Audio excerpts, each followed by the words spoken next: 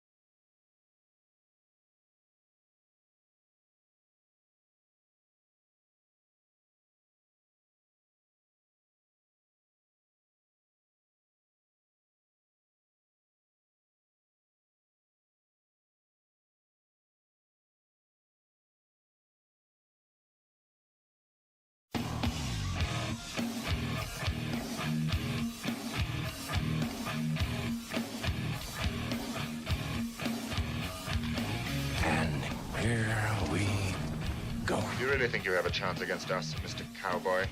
Hey, motherfucker. What do you like to do? Oh, I don't know. Play chess. Screw. Well, let's play chess. They give off to Jonathan Taylor. Jump cutting his way. Close to the goal line. He's in there. Touchdown. I-N-D-Y. Jonathan Taylor. Wheeler finds Quan from the logo. Here's Halliburton into the front court. Mishandled it, but gets a shot. Hits it!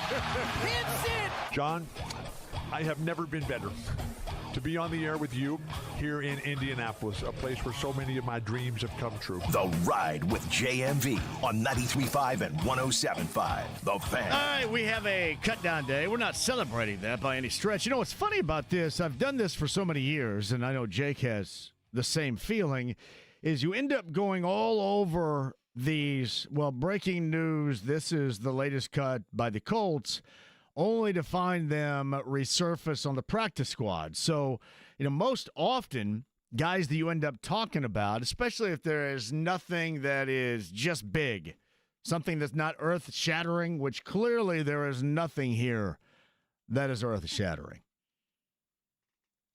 Just nothing. It's kind of like you know where you are with this group right now. We know what's really important. We know the debates that we have that are really important. I always liked Jelani Woods. Now, I will say this. He may end up, as he has been on the practice squad prior to. Now, he's been injured most of the time. But you look at Houston. Houston is in desperate need of a tight end. But again, Houston's also in desperate need of a tight end that is available. And that has been the problem. When he was drafted, round number 3, I thought this guy, he was so good, athletic, collegiately. He played quarterback. He was athletic. The guy could talk it up. And I thought he had a big career ahead of him. And the problem that you have is you end up getting sideswiped by injuries. And that's what happens. And it happens to more than what we ever know. When you think about it, even if you're a star, even if you're a top-level player in the NFL, your time is very limited. But when you think about it from a guy that's just now trying to make it, trying to hang on, trying to get his imprint in somewhere, somehow, some way. And Rick Venturi talks about this all the time, especially in terms of the final preseason game. When we go, oh, ho, hum, he talks about how guys are fighting to try to make it.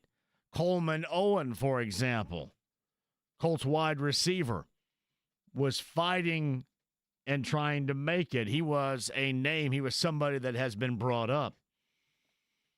Again, likely to go back to the practice squad. Marcellus Johnson likely to go back to the practice squad as a tackle. Chris Lamons has been like all over the map. Kind of wonder when the Colts go out and make that deal for Mekhi Blackmon with the Vikings yesterday, if that was going to be the choice. I will say this, for a guy that got ousted in Cincinnati, that really had moments that dissolved into having to move on. We've had Lance McAllister, the big one in Cincinnati, on here a number of times, and we talked about Lou Anarumo and how things went for him. And it was almost like Lance explained it as it being more about the personnel and the dissolving of the personnel that he had. Everybody talks about Jesse Bates. Jesse Bates, once he left that program and goes to Atlanta, the secondary, everybody always mentioned how that thing went to hell in a handbasket. So you can see what the Colts are doing. It's by necessity, don't get me wrong. But you can also see what they're doing in terms of wanting to put together a group in the secondary that can be a difference maker. I was talking to Stephen Holder about this yesterday, and I asked him, all right, defensively, who is the single most important, and again, individually speaking, defensively? And he mentioned Mooney. And there's nothing wrong with that choice. You come over from the 49ers, you had just an impactful personal season a year ago that was tough to get through. And now you're on the other side, and whether you were in Kansas City or in San Francisco, you have shown your value. You have shown just how good you are in the NFL at just taking away somebody. And Stephen Holder mentioned Mooney, Charvarius Ward. And again, no argument here. I still think what makes this defense impactful with the way that the Colts have really put this thing together for Lou Anarumo on year number 1, can you consistently get pressure? And will this be, in year number 2, for Laiatu Latu, Will this be kind of the dawn, so to speak? Everybody talked about him in training camp. I don't know, more like mixed reviews, I think, as a rookie. It wasn't so bad. It really was. It was kind of like the Colts in general. How long have we been talking about the Colts in a similar fashion? Yeah, they're not very good, but they're not that bad. They're a tweener. Leatu Latu, and I know that sounds like a backhanded compliment, but Leatu Latu seemed like a tweener in his rookie season. And not much you can be highly critical about, but man, you would love it with somebody like that if they would have a little bit more of a consistent impact. Now, granted, this is twofold in how we come up with this logic. I mean, one, I'm sure it's very unfair to Leatu Latu because it's been so damn long since anybody had that type or any kind, really, of consistent off-the-edge impact. And then when you want to compare it to the last time we witnessed it, Robert Mathis was as good as you could find at the NFL level. And then think about, there was a point in time when this group had two of those dudes. There was a point in time when you had both Dwight Freeney and Robert Mathis coming after the quarterback, meeting in the middle. It's funny. People always think, well, you get so used to it. You got used to Manning, and you got used to Wayne, and you got used to Clark, and you got used to an offensive line and a head coach and a general manager / team president. We got used to two guys on a defense that never felt like it was the greatest or as, incredibly impactful. I guess you go back to the Super Bowl winning season and the postseason, it became that. But it never felt like that, but you always had that edge, and that edge was the consistent pressure off the edge. Just as Rick Venturi talks about, the ambient players that were both Mathis and Freeney. This team's been searching for a quarterback since Andrew Luck. This team's been searching for that impact since Robert Mathis, and there was a point in time when they had double impact, which I think is a film somewhere. James, look up what double impact is. I remember that being a film, and it sounds like something I would watch. Double impact. Is that what? Hold on. Is that Jean-Claude Van Damme? You are correct. Oh, yes. Now, it was not as good as Bloodsport, when he danced a little bit and did the splits and beat everybody's ass in his jeans that were just absolutely skin tight. How could that guy do a flying leg kick in those tight-ass jeans? I have no idea. Double impact. Is that when he was like twinned up? Kind of like face off a little bit there, something like that? He's like twin. Did he play two dudes the same? Yes, he does play. He plays two characters. Hey, look up whatever happened to Jean-Claude Van Damme, because it just occurs to me as I brought him up in that film. I mean, he's still alive. It's good. Yeah. 64. And he had a moment. He was all over the place. He and Steven Seagal were literally having battles as to who was going to be the best. He's still working. Is he really? Yeah. He had a film come out last year. What was it called? Darkness of Man. The hell was that? Did that go straight to my TV? It was released on VOD. What the hell is VOD? What is that? Released on VOD. They'd have better video on demand. Video on demand. All right. So it's the digital version of straight to DVD. Do you make any money on VOD? I mean, I'm assuming you make some money. Really? I think they have to rent it or buy it. How much does a lead actor get paid, I wonder, for a VOD? Probably not as much as he was making back in the 90s. I will say this, though. Bloodsport to this day between he and Chung-Li is still about as badass as you can get. I think most people would agree. Yeah, they had to kill Ogre, Dennis Gibbs, in that, unfortunately. But, man, it is still about as badass as you can find. There's no doubt about that. Thank you very much, James, for the Jean-Claude Van Damme update right there. But, no, getting back to the original point, double impact. You met at the quarterback. Can you imagine?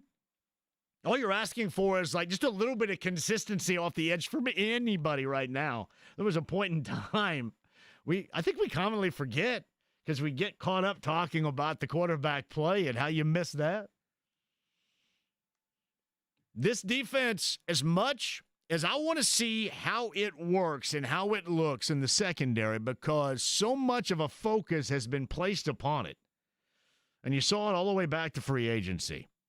As much as I want to see that, I do think it is incredibly important to have that presence. This dude off the edge. And when you think about the last 2 double-digit sackers defensively for the Colts, this is not anything to write home about. Justin Houston, who was like my age now, 55, and Eric Walden. That's incredible when you think about it. Like, we always end up talking about the quarterback and how incredible it is to be where this team has been here recently and where it stands right now compared to where it once was. Yeah, you think about that defensively off the end as well. Some incredible stuff. But I mentioned Laiatu Latu. That dude has to be in the general vicinity of what they expect him to be. The moment when Chris Ballard, remember in the draft room over a year ago when he said, we got the best defensive player in the draft? Well, those better be words to live by. Or at least somewhere, again, in the neighborhood of the general vicinity. Absolutely got to be that way. Hey, by the way, I do want to get Rob Blackman on later on this week. Boilermaker Radio. We'll hit up a little Boilermaker football. I know everybody's saying, all you're doing is talking about IU. Well, no, we're not. Just a couple of thoughts there regarding the Colts and cutdown day. We've got Joel's going to join us coming up at the 5 o'clock hour. We'll have more of a definitive answer. And still, even though you have to have a sheet of paper into the NFL coming up here in under an hour, you still are going to make moves. There are going to be other guys that you like, you target, they're going to be released, you're going to go out and get. And, everybody has documented that's kind of why this whole process does kind of suck for some. You're calling home and, hey, I just made the Colts. I just made the squad. I'm on the squad. Whoa, wait a minute. I'm not. Hold on. They like somebody else in another organization that just got released better than they like me. So there is a lot to that. But who else? Landon Parker, wide receiver, waived. These are all according to our guest, Jolie Erickson of the Star, coming up at the 5 o'clock hour. Marcus Haynes, shout out to the Globetrotters. This is a defensive line.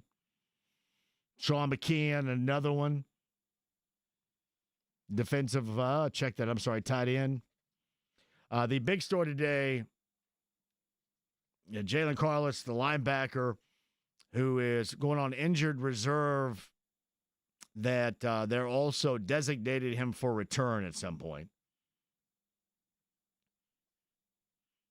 And then we'll see what happens to Jelani Woods. A lot of unfortunate stuff going on there.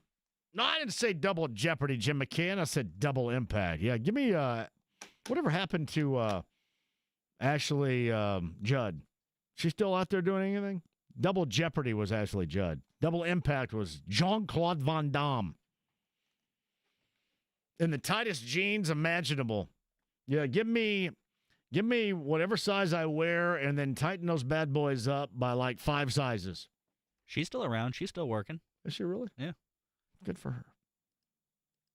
Remember when she was married to Dario Franchitti? Can't say I do, but I'll take your word for it. You take my word for it right there. Thank you very much. Yeah, for those of you, I did stay up and watch the Reds last night, yeah.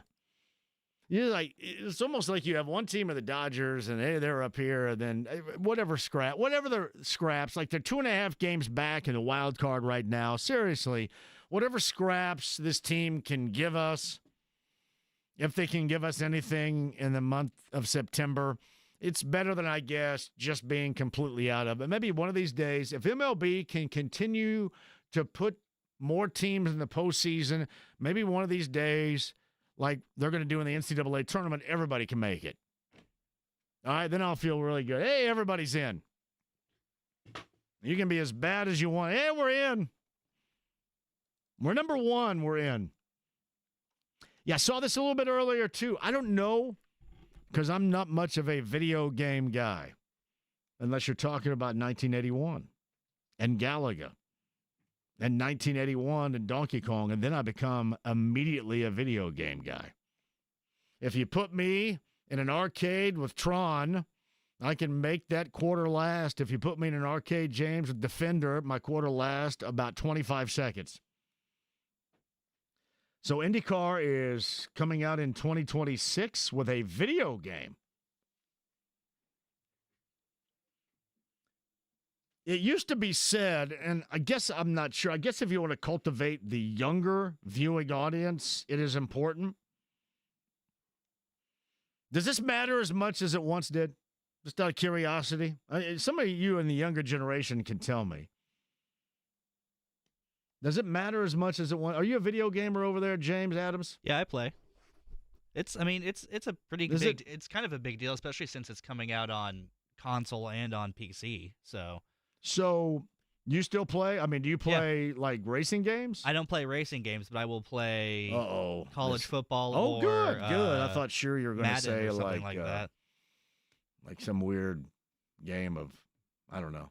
What do they play at Comic-Con all the time? That's like D&D. D&D. That's not even a video game. That's a tabletop game. Is it? Okay. Yeah.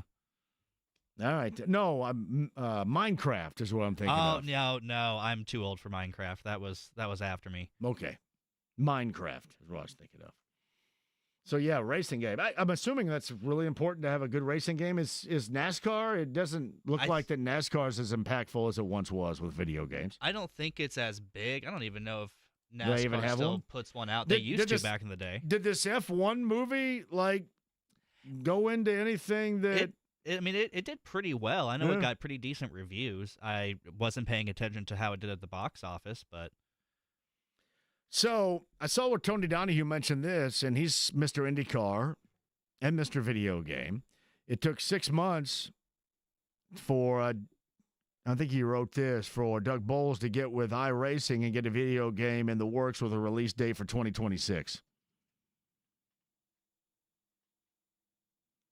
So, 2026, I think it's iRacing. I don't know too much more about it. I know that it used to really matter. I just kind of wonder if it matters as much as it once did. Shout out to Derek White. I'm going to miss all the fun at Mystic Water. Are you kidding me, D. White? How is that happening? Damn, bro, getting the FM signal in northern Howard County sounds like an old AM signal. Listen, Eric, I've got double barrel hamster on the wheel action going on right now. That makes a difference. That'll get up. If I put 2 hamsters on the wheel, it will get up to Howard County. I'm just really careful about how I do it because I'm afraid Pat Walsh up on 7 will come down and sell the hamsters off the wheel. We don't want you to do that. At least until we get into the new building. Then you can sell it. By the way, the F1 movie apparently made $604 million. That's a lot. So it did pretty well. That's a lot. JMV, the IndyCar game got pushed to 2026 from iRacing so that iRacing could launch a brand new NASCAR game in 2025. Well, that's crap. My whole wonder here, Tony, was whether or not it still had the same type of feeling, impact, focus that it once had when those video games came out. I know it still does in college football. It still does in NFL. Everybody talks about that all the time, but it seems like racing in that has kind of been left on the back burner a little bit. I will say, because they released a brand new college football game for the first time in like a decade last year, and that was a big deal. I'm sure. And I think they're trying to do the same with college basketball now, too. So if a game's been gone for a long time, that could kind of generate interest and get a lot of people back into it. Speaking of generating interest, I don't know any Taylor Swift songs, but I do understand just what Taylor Swift means. So Travis Kelce and Taylor Swift are engaged. Feels really weird to talk about this, but all good. Like, I do come from an era of the royal wedding, like the original royal wedding for me. What was that, 1981, I think? And Prince Charles and Princess Diana. I come from the era of Sean Penn and Madonna. Is this as big as Sean Penn and Madonna was back in the 80s? It feels kind of close. I will say it was kind of weird getting an ESPN notification about an engagement. That was kind of an odd thing this morning. But, yeah, I mean, it certainly feels like it's up there. I think it went about 4 years, Sean Penn and Madonna. I bet that was – I bet when the good times were happening, it was really good times. But then it pretty much goes to hell in a pretty quick minute. Travis Kelce and Taylor Swift. I have to give respect. For me not knowing too much, but the amount of love that Taylor Swift gets from the Swifties.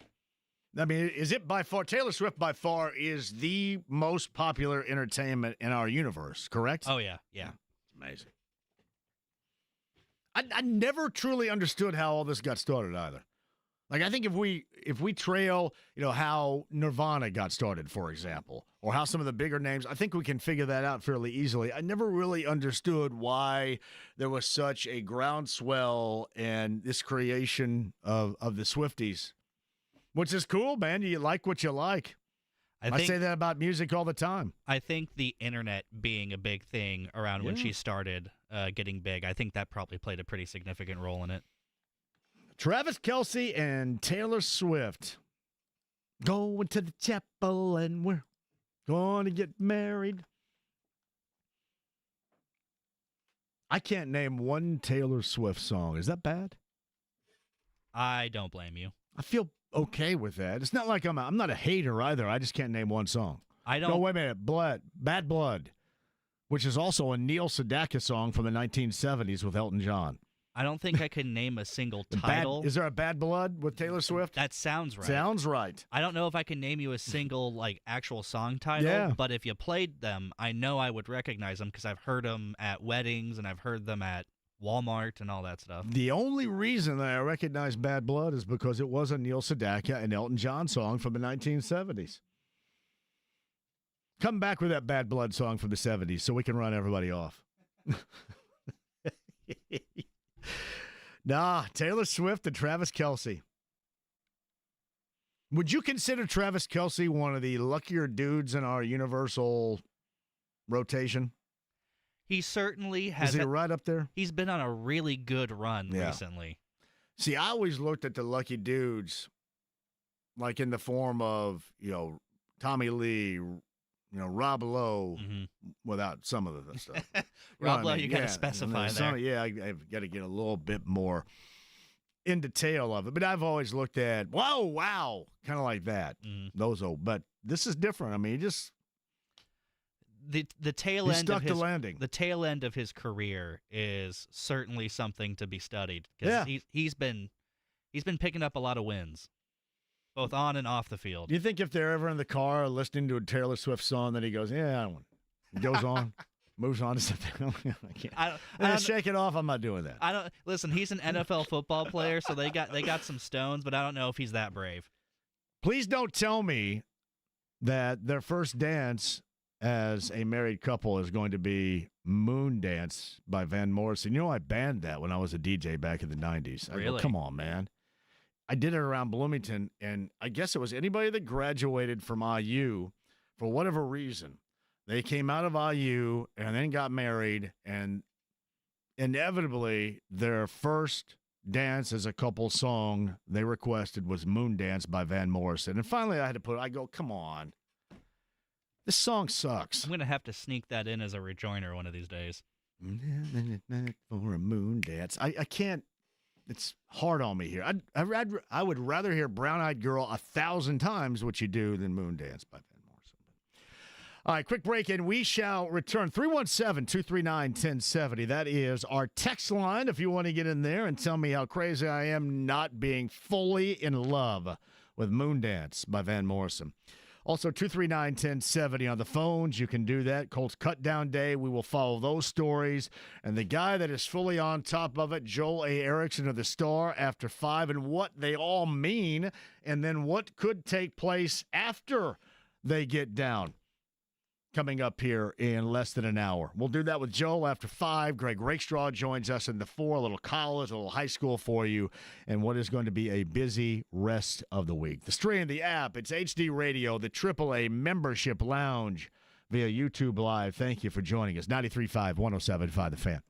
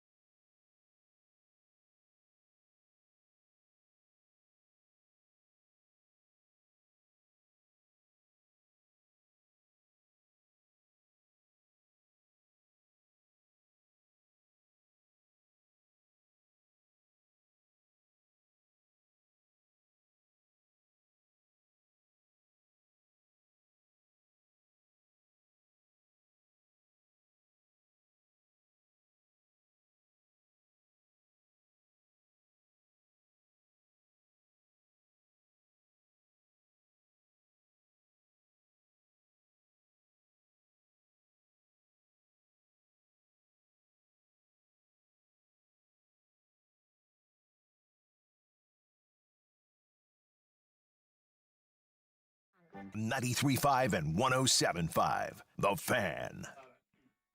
Todd Meyer, the executive producer, and I were just going over legendary drinkers of our time.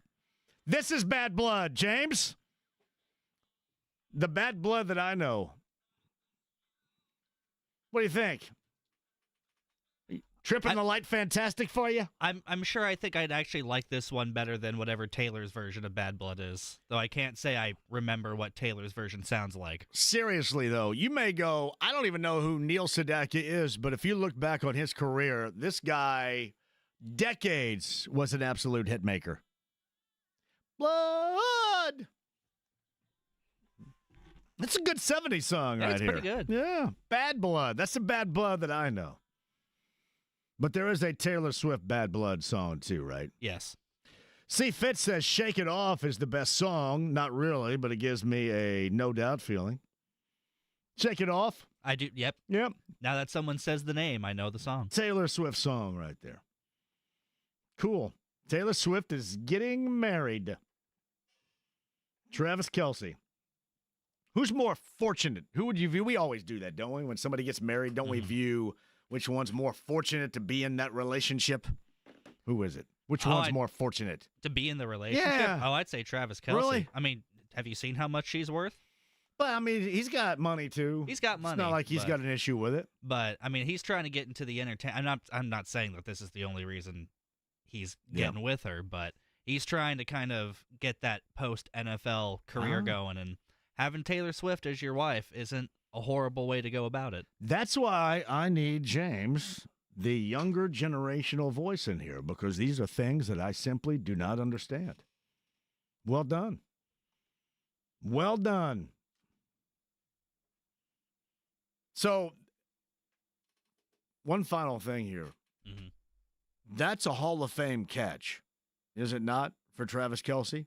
Oh, yeah. Will he make the Pro Football Hall of Fame?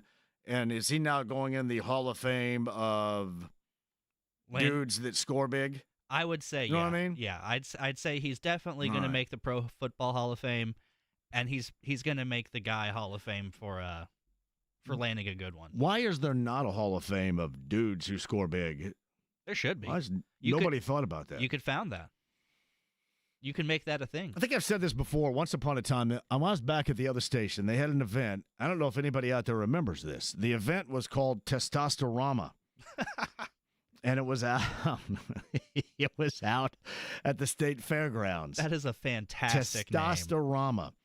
And I was out there doing my show live, and at the time, I can't remember her name, but it was the ex-wife of Jose Canseco, was of some significance back then. And she was on with me with Testosterama. But you would go out there, and it was nothing but dudes. And I'm sure that would be incredibly criticized today. Basically like anything else.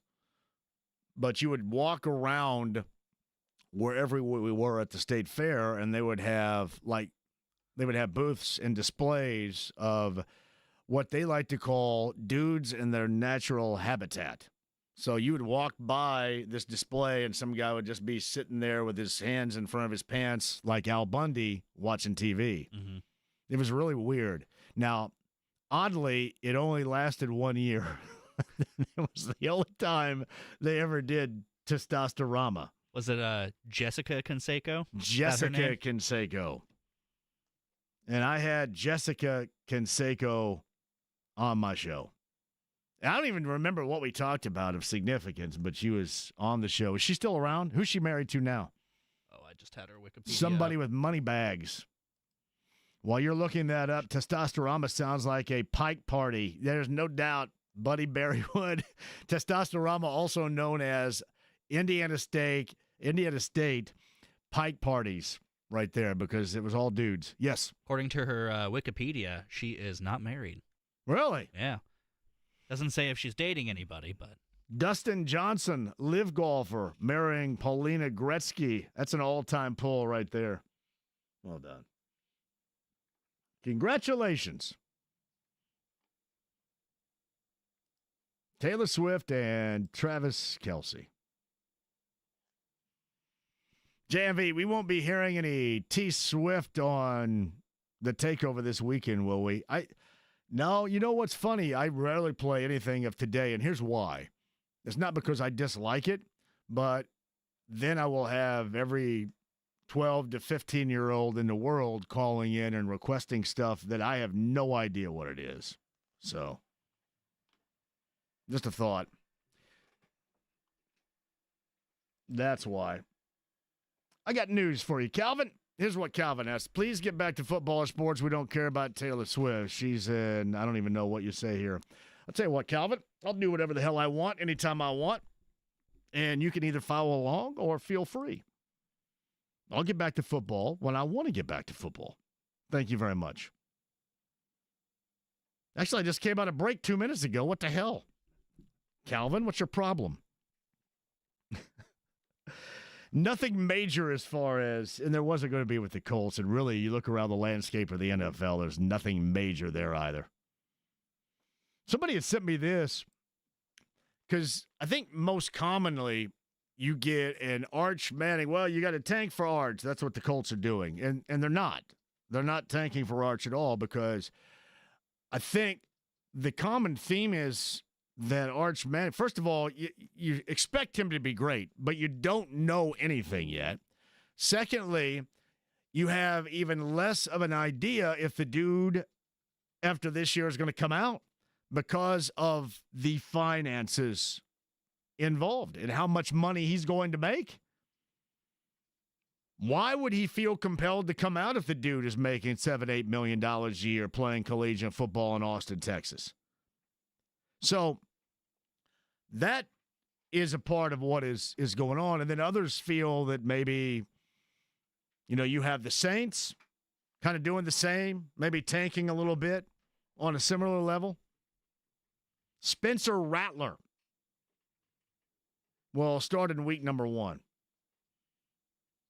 And that certainly has been the feeling in New Orleans. And certainly, it may not even be Arch Manning, but the Saints also look to be deciding long ago that they are going to be a top-level contender for one of the, if not the best quarterback in the draft. And if you missed yesterday our conversation, we were talking at length regarding what's coming out of the draft, because all we end up talking about in this is ultimately Arch Manning.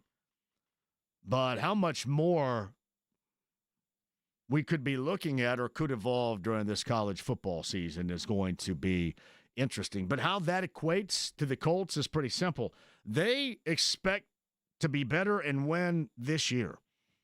I mean, really, that's why this decision with Daniel Jones took place. Pretty easy.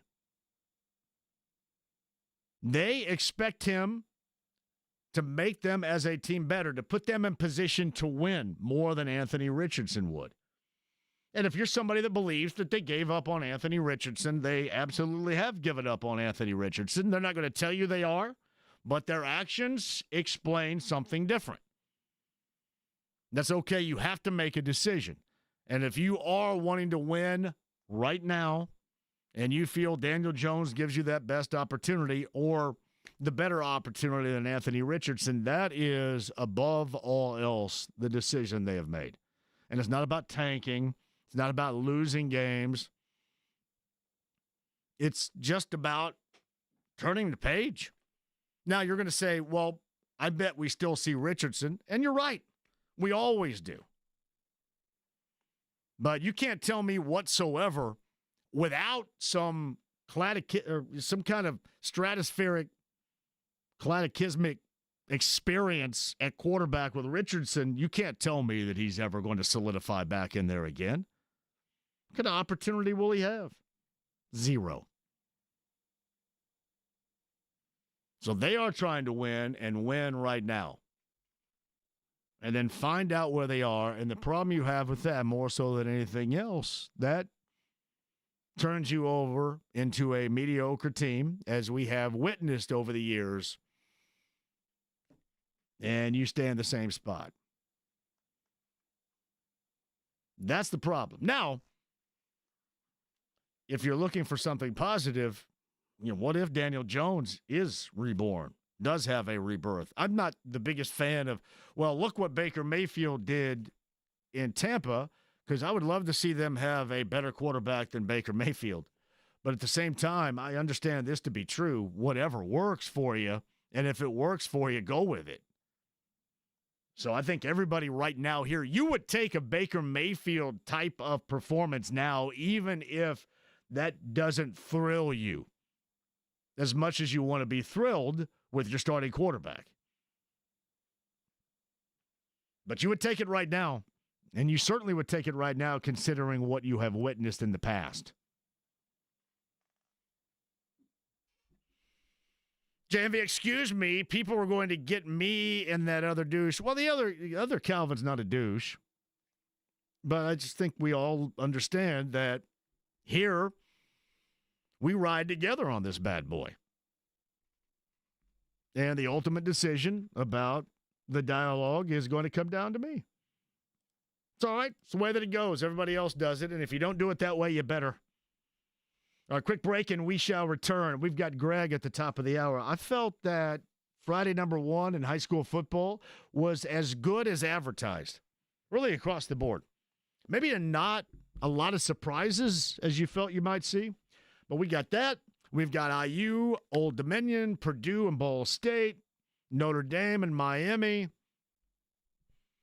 With Ohio State and Texas, you've got Clemson and LSU. We're big game hunting with Greg Rickstraw coming up at the top of the hour. And the latest on the Colts cuts with Joel A. Ericson of the Star. He's been on top of this all day. Biggest news of the day would be tight end Jelani Woods. And I would be in that category of thinking that there was going to be more there than we did end up seeing. We'll see if Houston may have any interest. Now, again, the problem he's had is staying available big on the field. Isaiah Lamb was another guy that had really a nice game on Saturday that also has been waived. Joel joins us coming up after 5 with the latest on that and more in a busy week. As I mentioned, Thursday, Friday, Saturday on the road. I can tell you how you can join the show and how you better be with us, especially on Thursday on the Tavern Tour Stop. That and more. 239-1070, 317-239-1070. That is the text line if you want to go there as well. Stream the app, HD Radio, 93.5 and 107.5 The Fan.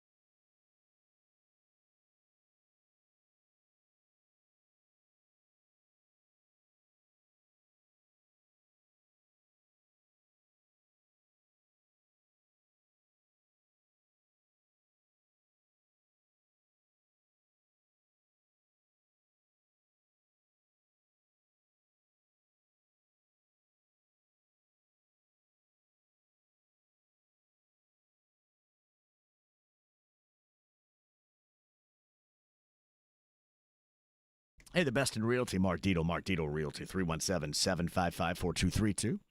317-755-4232. That's markdietel.com, DIETEL.com today.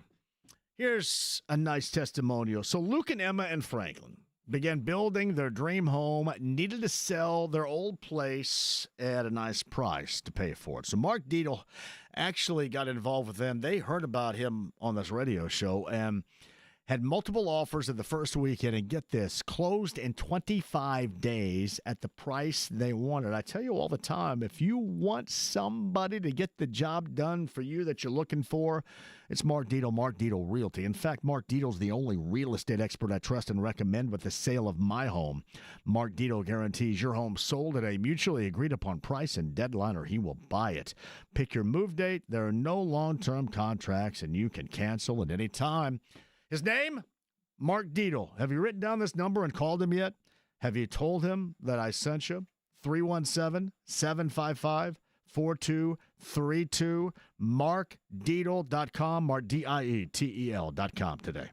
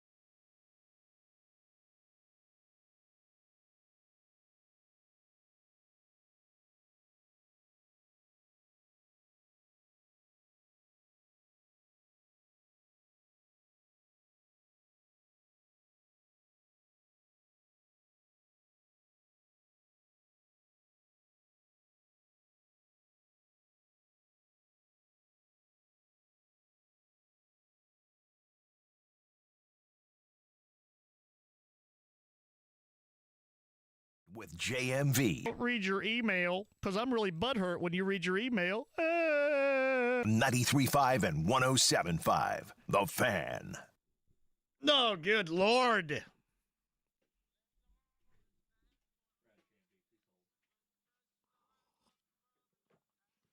I'm sorry. I think this song is awful. Am I wrong? I don't think it's bad. I think we need a text line poll here. Moondance Van Morrison, bad? This is from Kyle in Austin, Texas. JMV, regarding Moondance, there was a legendary music professor at IU that taught history of rock and roll named Glenn Gass. My favorite class, that rhymes, at IU. He would constantly speak of his love of Van Morrison, and he had it played at his wedding. Perhaps this could explain. I think this theory is outstanding, Kyle, in Austin, Texas. Could explain some of the demand for this song at local weddings. I think I did it at the Bloomington Convention Center, the Country Club of Bloomington.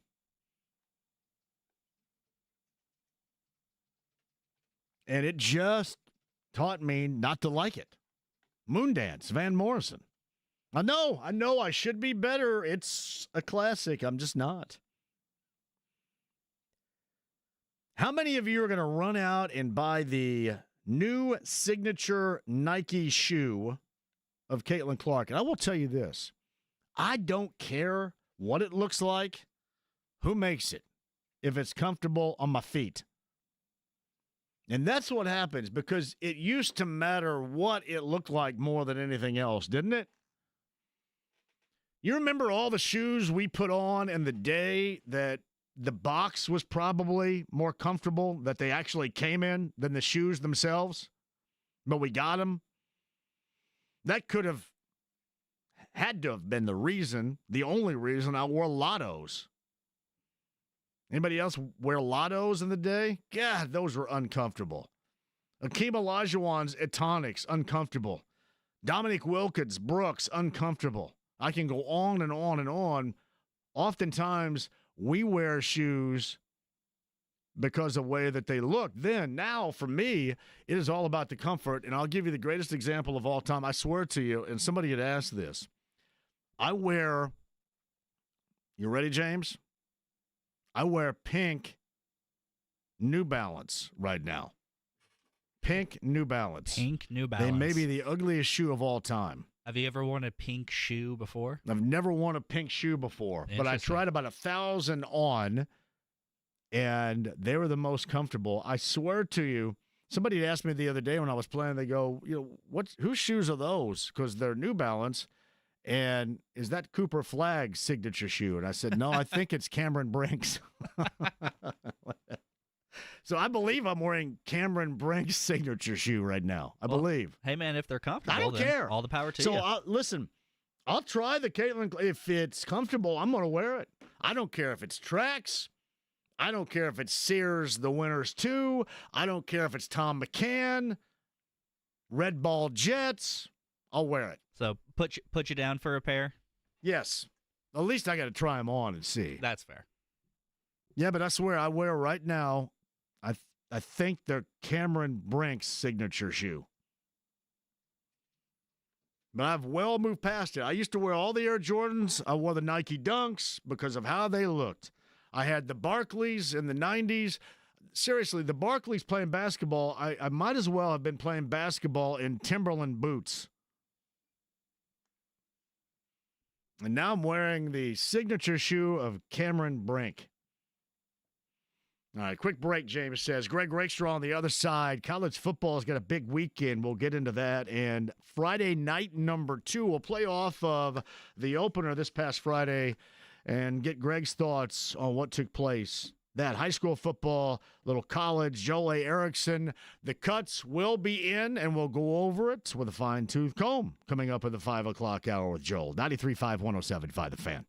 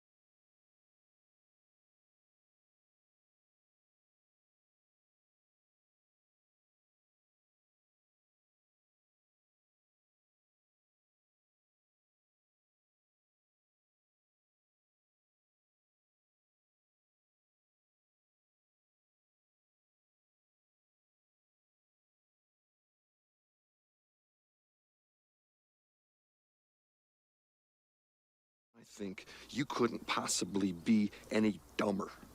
You go and do something like this and totally redeem yourself. 93.5 and 107.5. The Fan.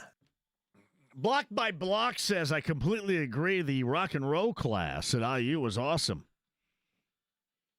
Professor also loved James Into the Mystic, which is what Todd Meyer was talking about. We should play on Saturday night at Mystic Waters Campground. Into the Mystic, Block by Block. That was anybody else out there take the IU History of Rock and Roll class? I've got a ton of people said that they did. At Indiana State, I took the History of Western Film, and I got an A. I got an A in Rio Bravo. You, sir, get an A in Rio Bravo. I got an A in The Wild Bunch and Outlaw Josie Wales. An A. I was a star student. I also took the History of Women in Film and was not at all a star student there. Didn't do quite as well on that one. No, they didn't like my takes on the great Sybil Danning and her impact on film.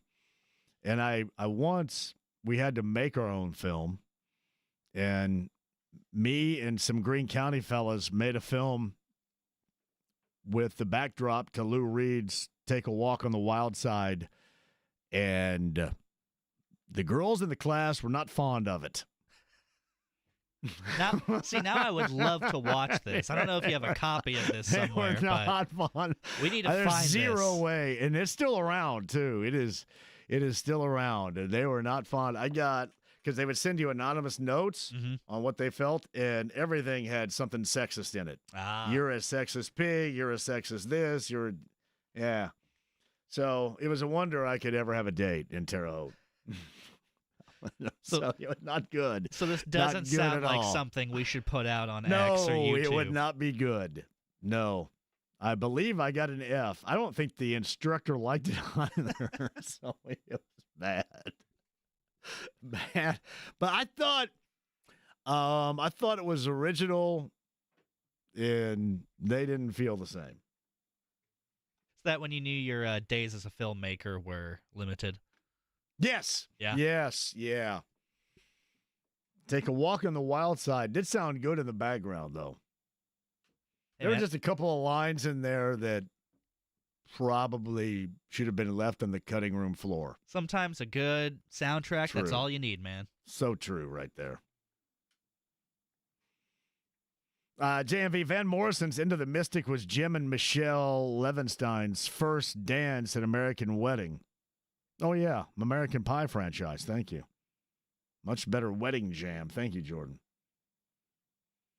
The Andy Moore Automotive Group hotline. Let's bring him on. Also, the postgame show host. Also, a caller to the JMV Takeover following preseason Game 3 doing the play-by-play on Fox 59. Greg Rickstraw joins us. I'm trying to really kind of spark up a little conversation about cutdown days so far, and that being specific.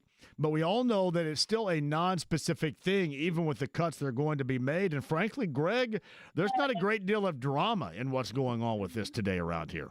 No, just because, you've heard me say this before during the course of the offseason. I thought there were the two most massive questions you could have, and everything else was seemingly pretty cut and dry. Who is the starting quarterback's going to be? Now we know who that is going to be. And now the other question we've been answered to for about 19 weeks. Are you a playoff team? And we will start finding out next week.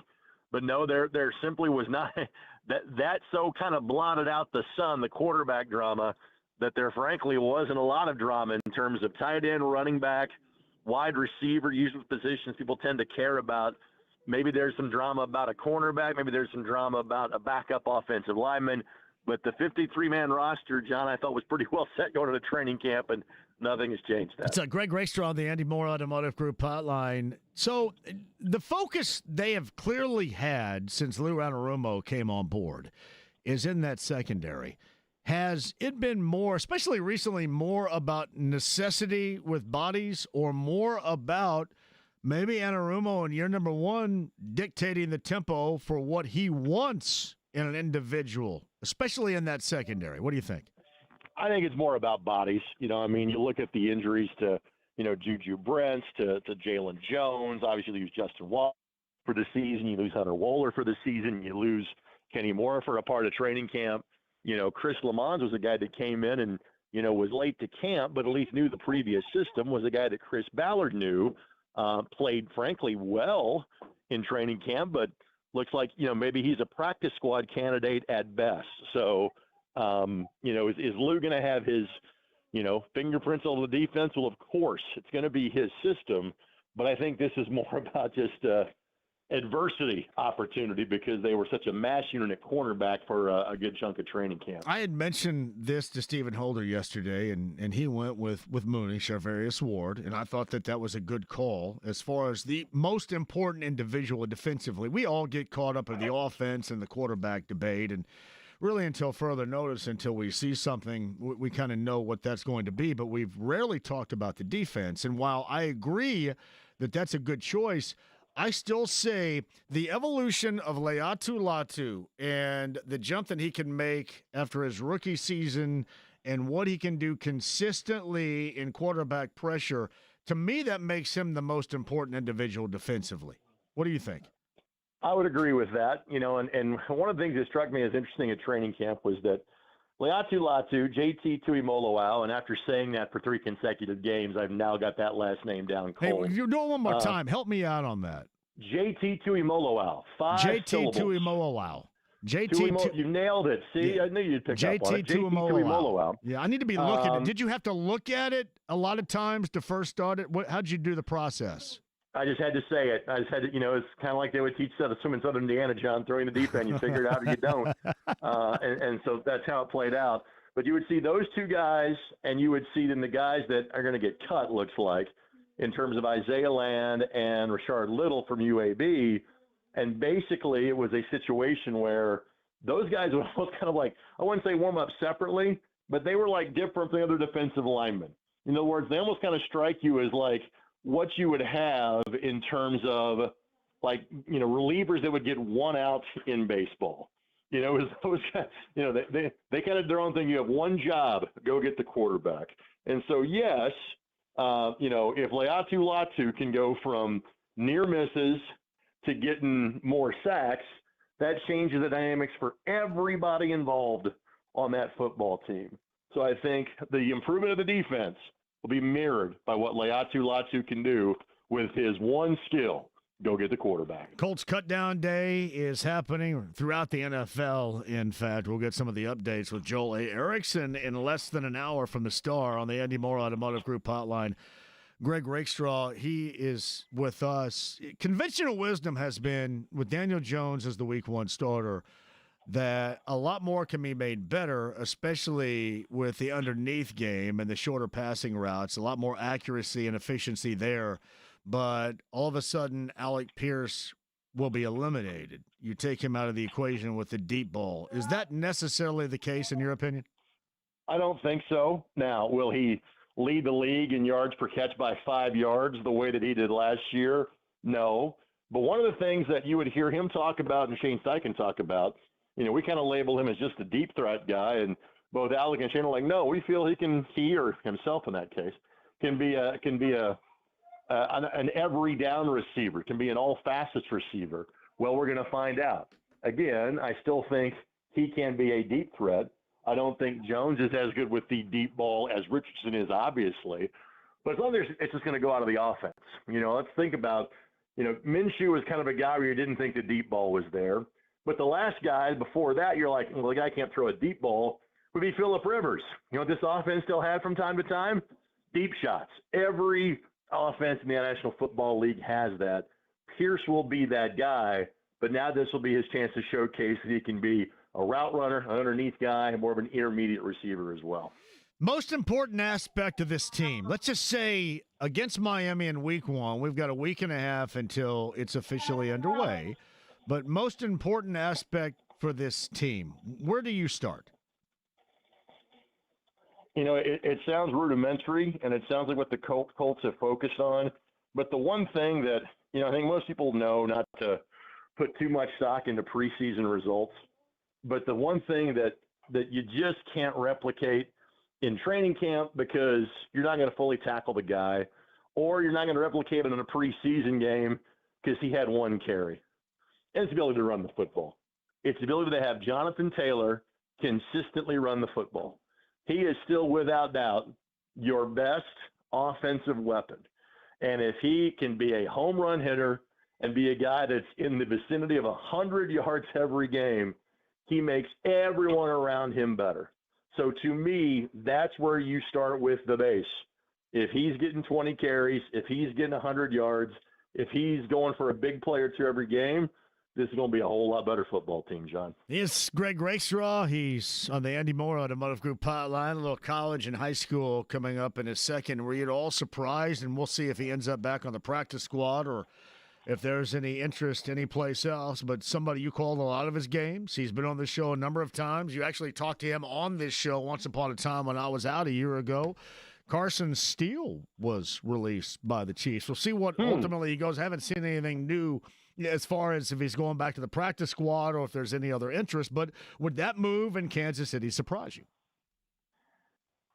Well, I can't say that I have studied their roster to give you an intelligent answer.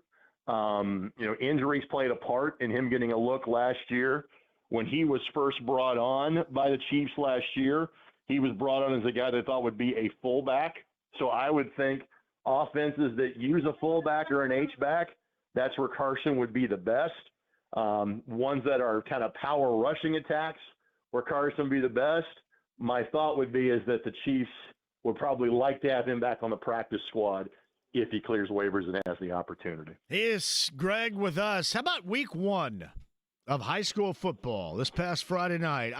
I didn't think there were like dynamic upsets, but I thought the quality of football, especially in week one starting out, was pretty good across the board and across the state. I would agree with that. I think there were some games that were closer than expected, and I'll tell you, the game that I had was closer than I thought it would be between LC and LN, with LN winning with a second left to go to win that game 34-27. That was an LC team that had a lot of question marks, kind of coming into the season. So good on them for making that rivalry game competitive, and if they can replicate that the rest of the way, then long-term, that team is going to be just fine. I think Carmel beating Fishers by 25 got a lot of people's attention, and it's kind of once again proves to you, hey, Kevin Wright's really good at his job. I mean, he's coaching at a high school level. There aren't that many that are better than him. There were some upsets across the state. Lures losing in week one. Central Catholic getting beat at home in week one by Seeger caught some folks' attention. I think in the local area, the results were what we kind of thought they would be. Maybe Avon beating Decatur Central was a bit of a surprise, even though Rob Gibson's doing a good job over there in Hendricks County. But again, the results were most of what we thought they would be. Maybe the margins were a little closer in some of those games. Is that the guy from Owen Valley originally? He was formerly at Owen Valley. Yeah. He played at Marion, and I want to say former South Putnam guy. I know he's Putnam County. I hope I gave him the right alma mater. But, yes, he was the head coach at OV before taking the Avon job. Brownsburg, and they beat a top-ranked national team in Spalding this past Friday. And then you get a matchup in week number 2 with Cathedral. What are you thinking about that? Well, Cathedral, we'll kind of see. Cathedral won, and anytime you beat Ben Davis, you don't have to apologize for it. The score of the Cathedral-Ben Davis game was 8-0. And it's a Ben Davis team that's going to have some problems scoring at times this year. And so we're going to learn a lot more about Cathedral. But at the same time, it's now Cathedral, for the first time in a handful of years, that's not playing in 6A. That's going to play in 5A. So one of those games, if it doesn't go well for Cathedral, you just kind of shrug your shoulders and say, all right, we're not going to beat these guys this year. Don't have to. Only issue for Cathedral is you're in the same sectional as New Pal, who might be amongst the best 5 or 6 teams in the state, regardless of classification. So good on Brownsburg for winning that game, but we'll kind of get more of a true indication as to how they stack up against the best teams in Indiana coming up on Friday night. You also mentioned Decatur Central, and they get New Pal coming up this weekend too. Correct. And that had been the stopping point for them in previous years in 5A. That is not the case this year because, again, Decatur Central is in 6A. I think that Bo Polston's a little bit of an injury, their quarterback, and so that kind of gets your attention. Again, I think Decatur Central can have a really good year, and they largely play 5A competition, including New Pal this week, but 5A competition in this week on because it's the Mid-State Conference they are in. I thought putting that Avon game on the books early was great for them because that very much will be indicative of the type of team they would see come postseason time because they're in the same sectional with North Central, LC, and LN is Decatur Central for the next couple of years. Greg Rickstraw on the Andy Moore Automotive Group hotline. And North Central won a football game on the high school level for the first time in how long, Friday? First time since October of 2021. Wow. 32-game losing streak. Frankly, for a chunk of that, they were better than that would indicate. You know, if you're the worst team in the MIC or a bad team in 6A, you're still better than the majority of teams that play Indiana high school football. Brebeuf last year was a really good 4A team. They are much younger this year. That was a game that I thought North Central would get. I think North Central has a chance to be in the neighborhood of 500, be a 4 or 5 win team. They've got Hamilton Southeastern coming into town on Friday night. I think that game will be competitive. And I think that I think the MIC's going to be more competitive to give it credit for. You know, I had LN on Friday night. They've got some great individual talent in Zay Moore, in Monson Sales. They returned 4 starters defensively, but they're young in other places too. And so I kind of think that the top and bottom of the 16 MIC may be a little closer than they have been in most years. And that's in part because North Central is a better team. It's Greg Rickstraw on the Andy Moore Automotive Group hotline. So Center Grove beat Warren on the east side. Warren gets Warsaw coming up on Friday. CG travels to Fort Wayne. Carroll lost by 7 to Hamilton Southeastern. How do you size up that matchup? In terms of Center Grove up to Fort Wayne? Yeah, Center Grove should win. Center Grove's offense was good, not great against Warren. Part of that is, again, Warren is really good on defense. For the second year, they're kind of a defensive first, type of team. Center Grove has a young quarterback, but a very talented quarterback. So I think Center Grove is a team that has a lot of room for growth from the beginning of the season to the end of the season. You know, that game last year, Center Grove basically and Carroll played a half before storms came in, and Center Grove was deemed to be the winner. Center Grove should win that game. I think they will. I'm not sure it's a blowout, but I expect them to win that game and get to 2-0. All right, Greg, 3-0 Roncalli over Fort Wayne Dwenger. How many, in your recollection, 3-0 wins do you remember in high school football recently? Not a lot. I think Center Grove beat Ben Davis 4-3 it had to be a pair of safeties about 20 or so years ago. I just rattled off an 8-0 game. I had the state finals game, ironically, between Dwenger and Evansville Central that was scoreless going to overtime a handful of years ago in a 4A championship game. So they happen. Not often when the weather conditions are as nice as they were last Friday. But to me, the story of that game was the fact that Roncalli had been playing Southport in their opener for many years. And, that game went away just because Southport has not been as competitive. Good on Dwenger for coming down to Indianapolis. We talked about this a little bit more last year than this year, but for many years, the Summit Athletic Conference had been a 10-team league, and you played a full round robin, and those Fort Wayne schools did not have the chance to compete against the Indianapolis schools to kind of give them, the barometer of, all right, this is what the postseason looks like. So good on Dwenger for coming down here and playing that game. Even if they got beat, they'll be a better team because they played that game, John. All right. I know that IU's excited about getting IU football back off again with ODU. But where's the level of excitement that you've noticed with Purdue? The Barry Odom era, Ball State, and, anything, I guess, anything is better than what they witnessed a year ago, right? Anything? Right. Yeah. Basically, I think everybody acknowledges that Purdue football is in a better place with Barry Odom just because his staff is more experienced.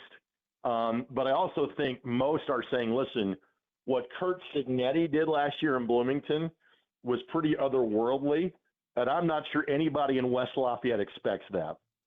The way their schedule works, they frankly should win their first couple of games. And then if they can find a way to win another game or two, it's probably going to be a good year for Barry.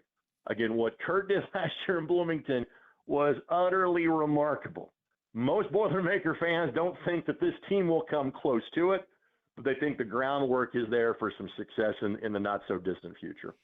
IU, ODU, we've talked about this before. When everybody complains about Curt Cignetti and the scheduling, we're both on the same page because you do what you do to get the job done, and there's a formula for Cignetti, whether it's in Bloomington or at James Madison, that has worked. Why go away from it? Here's what I would say is this, John. It's a problem. It's not a problem until it is, and I don't think in the current playoff math that it's going to be. Folks, this is the reality of being in a big boy conference. You don't have to play that tough of a 3-game non-conference schedule when you play 9 league games. There's a lot of back and forth between the SEC folks that say, hey, we're playing more power teams in our non-conference, and the Big Ten response has basically been, yeah, you play 8 league games and you all play Mercer the week before Thanksgiving. These things tend to balance each other out. Indiana made, the college football playoff last year playing a very similar schedule.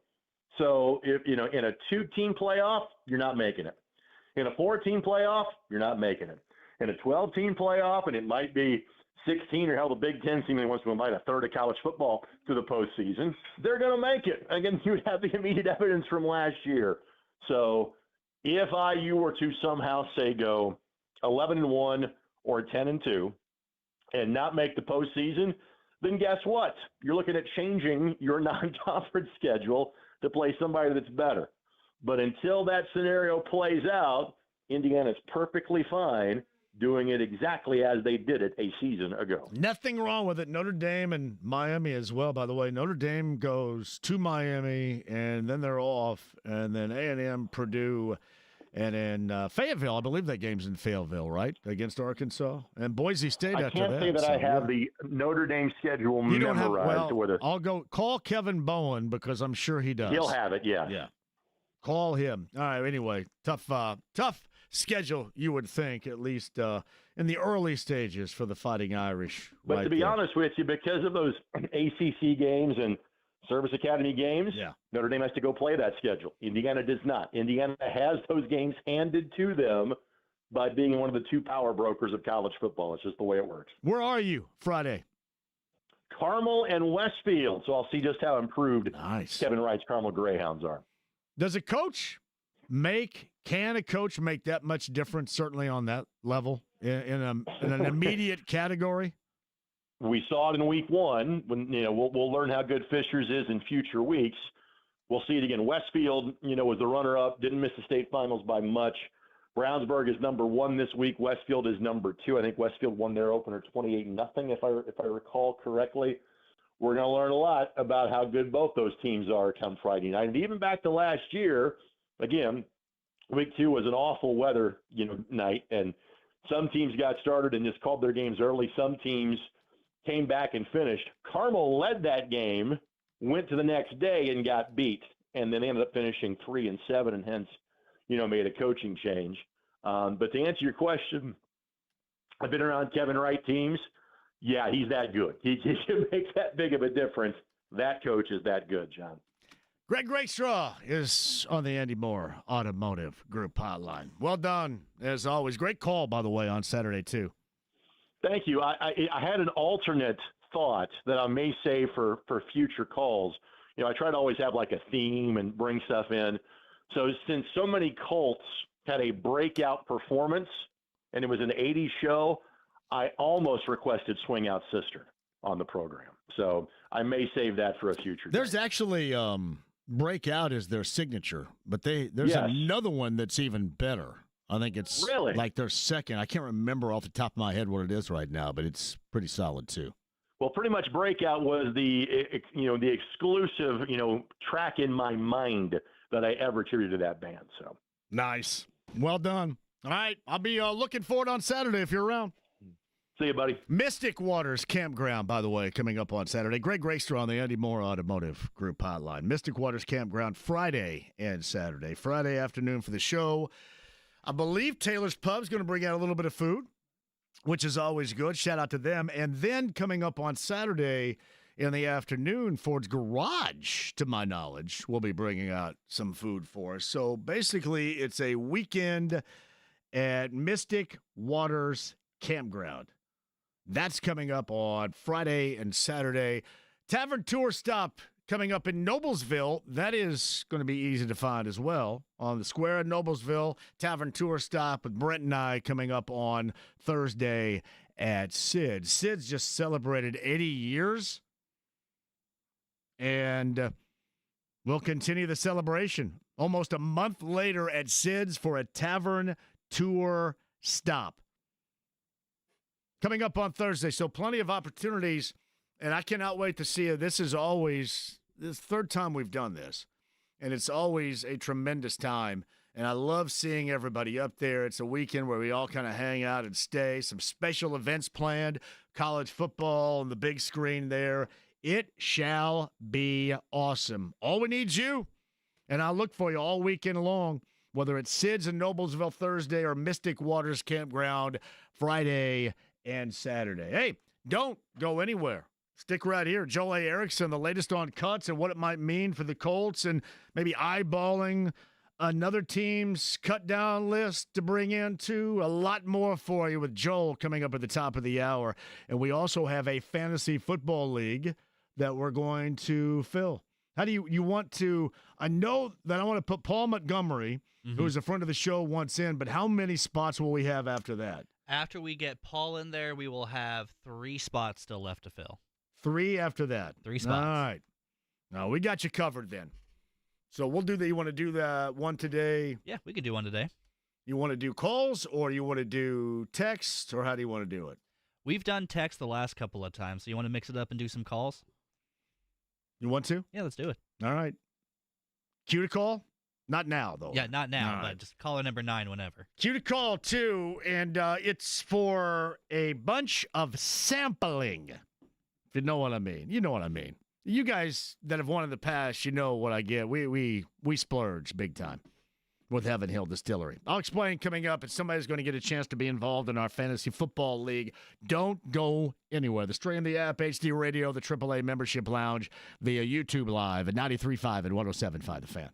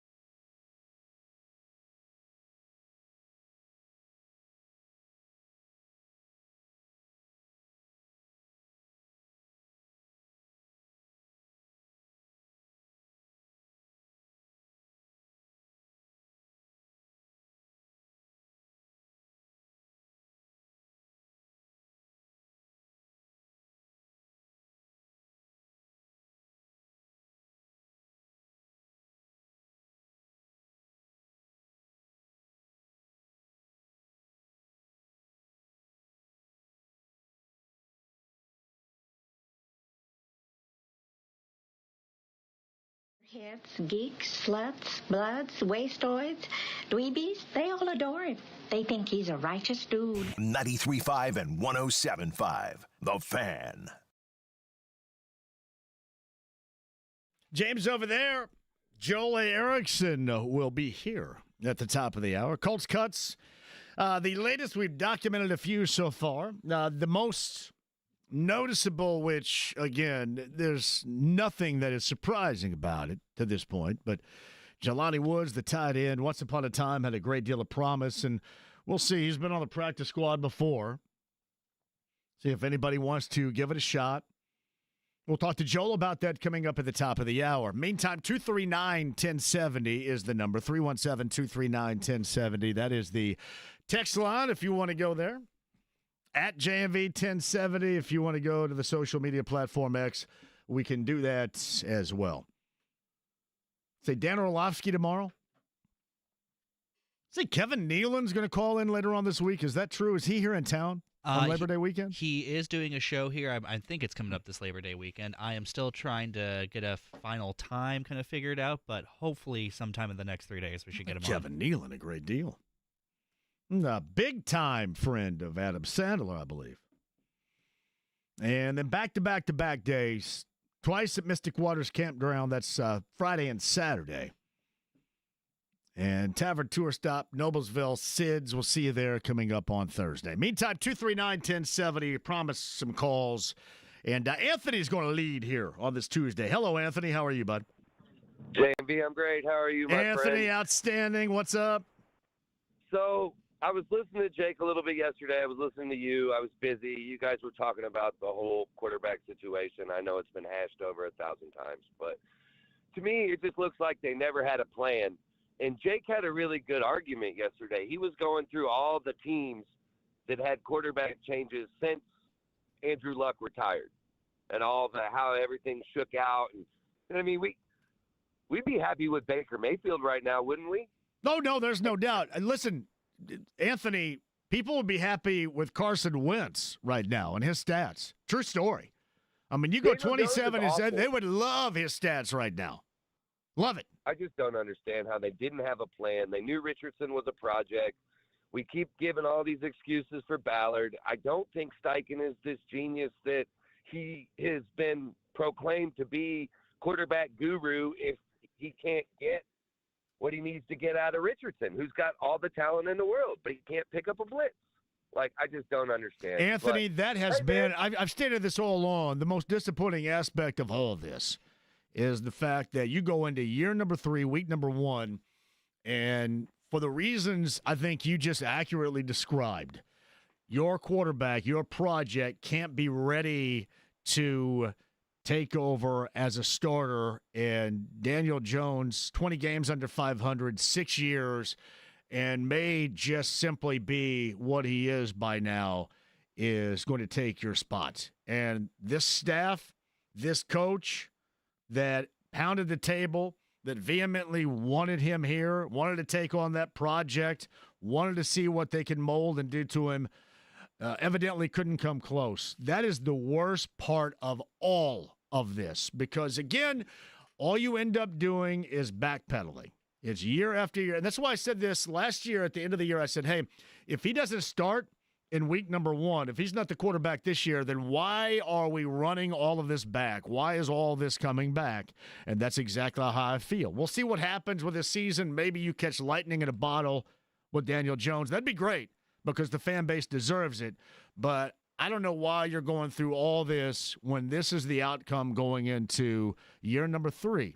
And even a lot of the average fans saw this, especially a year ago coming, and here we are again.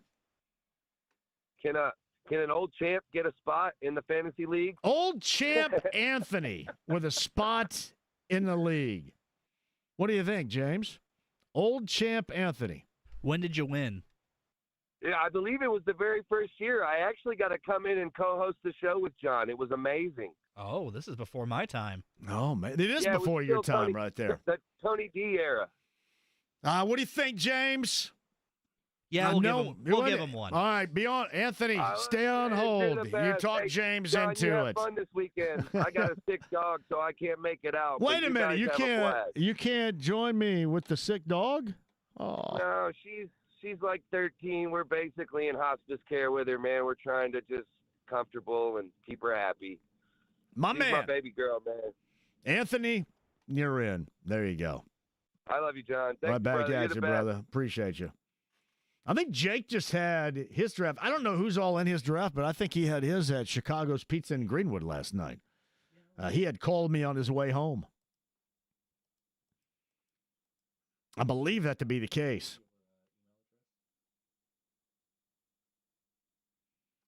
But our fantasy league, and I'm kind of careful how I word this anymore. We used to be a little bit more cavalier in what we said went to the winner. But I think I used to call it a bar restock. I don't know what's wrong with that particular dialogue or what's wrong with describing it that way. That's basically what it is. From Heaven Hill Distillery, thank you very much. Which is always good. At JMV, I completely agree. I don't really care whose signature shoe it is. If it's comfortable, I think we're all at that age. If it's comfortable, I'm going to wear it. It's a true story. If it's comfortable, you wear it. Jordan Schultz hits this, and this is more secondary and more relation or connection with Lou Anarumo. The Colts will work out veteran cornerback Mike Hilton. That's coming up tomorrow, according to Jordan Schultz. Mutual interest, of course. Hilton played for Lou Anarumo during his time with the Bengals. 13 career interceptions. So Mike Hilton, this is another one of those dynamics where you make cuts, you get to cut down, and it still may not be your spot. Did you look at me funny over there for a reason? I'll tell you once we get a break. Oh, boy. Is somebody upset? Have I upset somebody? No one's upset. Oh, great. Hey, by the way, hey, Gritty's, if Gritty's listening right now, yeah, this is kind of my life in a nutshell. If you guys look at the X handle, this sometimes can be it. Hey, honestly, sometimes it can't be helped because there are a lot of idiots out there. That's a true story. And that's not I'm not referencing the call. I'm referencing what's in front of me right here. JMV loves this. Back and forth with morons while getting paid to do the show. I'm not even going back and forth here at this point, but I don't care. It is pretty funny. Thank you, Grit. But no, Grit, it is a way of life here, Gritty. We've long been used to it. Uh-oh. Somebody just gave me an idea. Because we had Brennan call yesterday, Wine Sherpa. Are you ready? Mm-hmm. 317-239-1070. How about a dispensary gift certificate to the family? Has anybody ever given away a bar restock and a dispensary gift certificate in the same prize? Probably not. At least would I get in trouble for that? Not in this state, I'd say. I'd get in trouble for that. Depending on the type of dispensary and where it was located and if it was federally okay. James knows this to be true. If somebody around here is getting talked to about something, usually it's me. That's been a long-standing tradition. Like, I would like to think on the surface that would work, but it may not, on the other hand. I hope people don't think you're giving out one right now, because the phone lines just blew up, so... dispensary gift certificate? Yeah, well, I hope people not. don't think you're actually giving one out right now. All right, hey, your calls on the other side. Jolie Ericson with the latest, that Mike Hilton news. Now, we'll get back to that coming up with the workout. Again, that's commonplace this time of year especially. and walking you through what is going to be a fantastic weekend for all of us together. I promise you that. The Stream the app, HD Radio. Are you a AAA member yet? AAA.com. Make sure back to school. Got your back. You're driving around. Kids everywhere. Yes, that is the. Make sure somebody's got your best interest in mind. That is Matt and Matt with AAA. I believe Godbout's going to come out too on Thursday and have some things to give away. AAA.com. Make sure you're a member today. The Stream the app, HD Radio, 93.5 and 107.5 The Fan.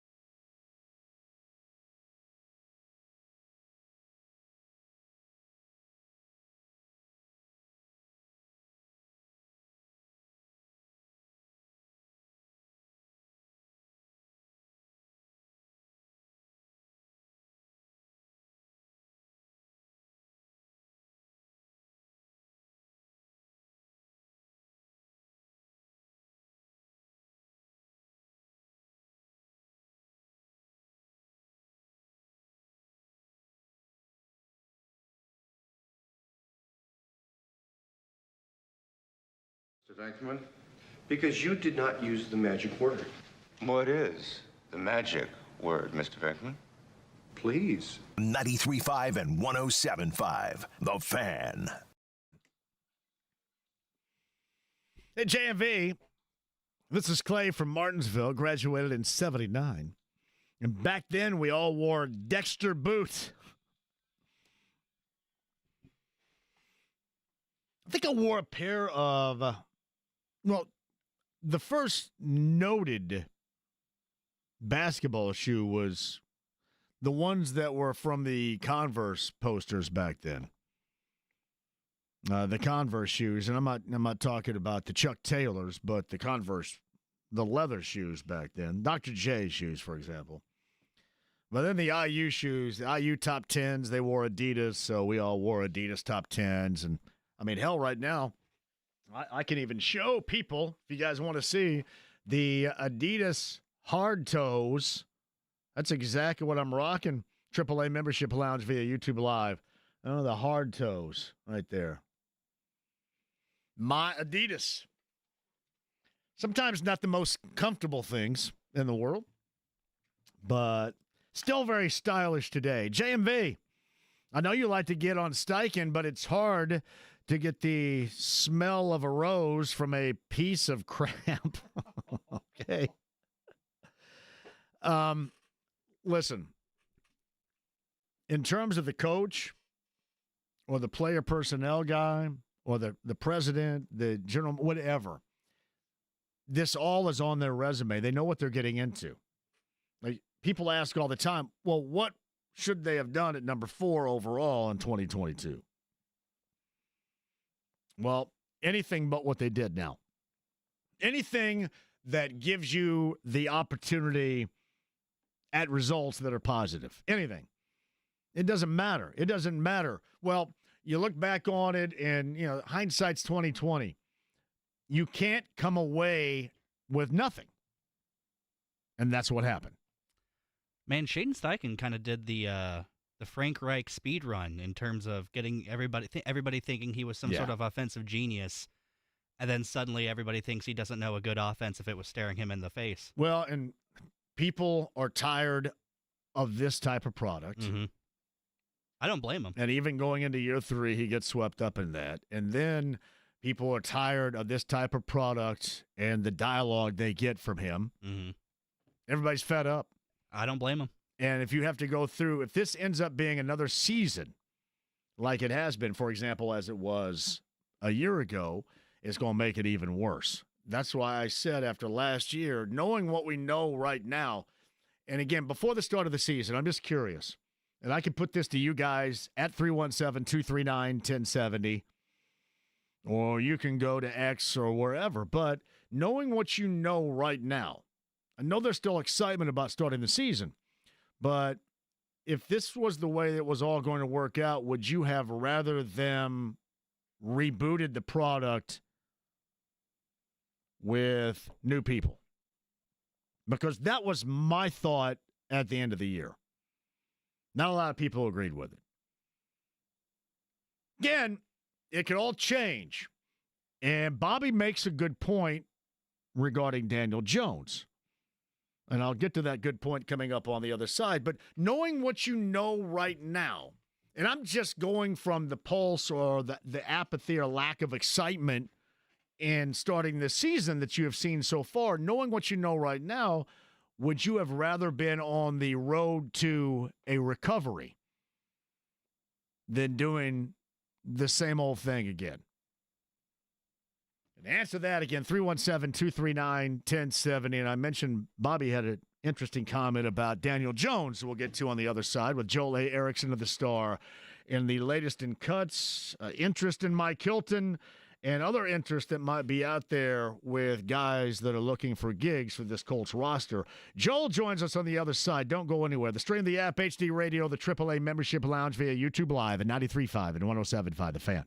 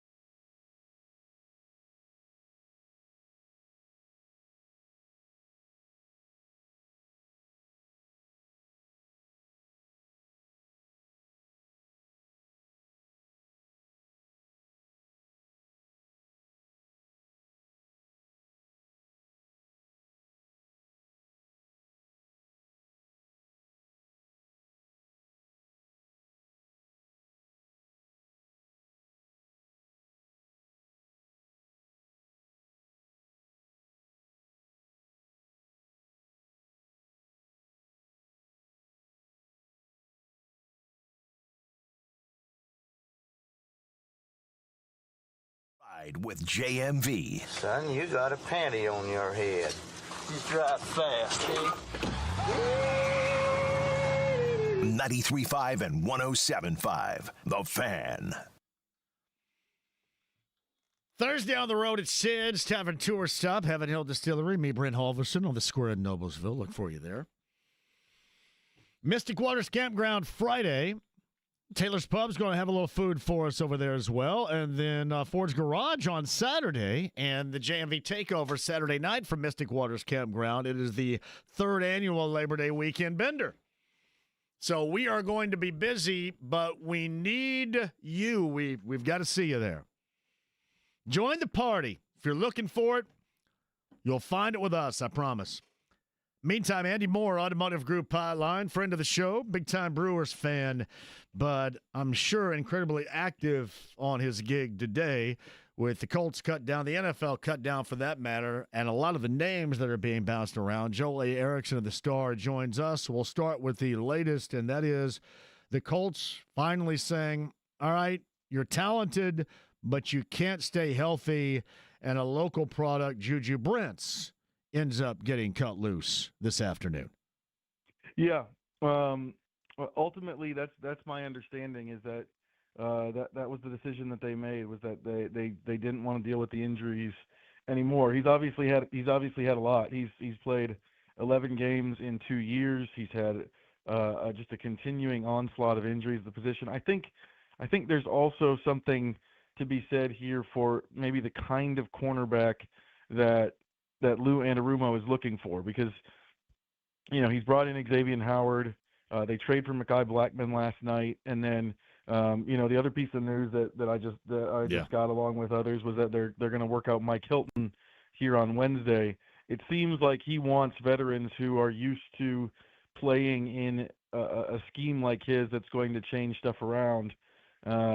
And do different things game to game. I also think they seem to like a shorter corner, maybe not a longer, slower corner like Brent is, just given Wally's profile, Blackman's profile, some of these guys they're bringing in. So part of it, I think, is just that they got a new defensive coordinator and he needs different things at the cornerback position. So I asked this a little bit earlier too, and an hour difference may change the dynamic, but I'd ask if going out and bringing in Howard and trading for Blackman and working out Hilton and now making the decision on Brent's, was it more about just having bodies in the secondary, or more about the ultimate voice of Lou Anarumo being heard by this Colts team and what he wants? And I think it's the latter, is it not, in this case? Yeah, I think so, because Brents was healthy enough to play in the final preseason game. Jalen Jones, he didn't play in the last preseason game, but he was healthy enough to play, he was healthy enough to play in the first couple drives in practices last week. So he seems like he's on his way back as well. It does seem like Lou Anarumo wants something different from his corners. And the other thing is he wants to play a lot of them. I think they're going to play a ton of dime coverage. And to do that, you need a lot of cover guys. And I think that's the other thing is if you're going to play dime, that means you have 2 slot corners. So you can't just depend on Kenny Moore. And in Blackman, they got another guy who can play on the inside. And if they end up signing Mike Hilton, that'd be another guy who could play on the inside. Do you know, and you may not because obviously you were covering the Colts, but did Lou Anarumo have a voice, as it seems he has now, as to what he wants in his personnel in Cincinnati, especially in the latter years, as he clearly does in year number 1 here? I think that just based on what we've seen from the Colts, I think that Cincinnati was less likely to heed maybe what he wanted, just because it seems like he wants experienced cornerbacks. He wants experienced cornerbacks, people who've been in a lot of situations. They gave him a very young secondary the last couple of years in Cincinnati and let some players move on. It seems to me so far that the Colts are a little more all in on what Anarumo wants than maybe he got with the Bengals the last 2 seasons. Yeah, it's interesting because the way they paint it And I talked to a specific guy over there often, is that maybe he didn't get the type of personnel he wanted, and that led to the decline. But it seems like from free agency to moving on up to the start of the season, he's getting a lot and being able to mold this the way that he absolutely wants it here. Yeah, we've never seen Chris Ballard attack the cornerback position like this. They keep adding players, and then when another player gets hurt, they add more players. And now they've moved on from Brents.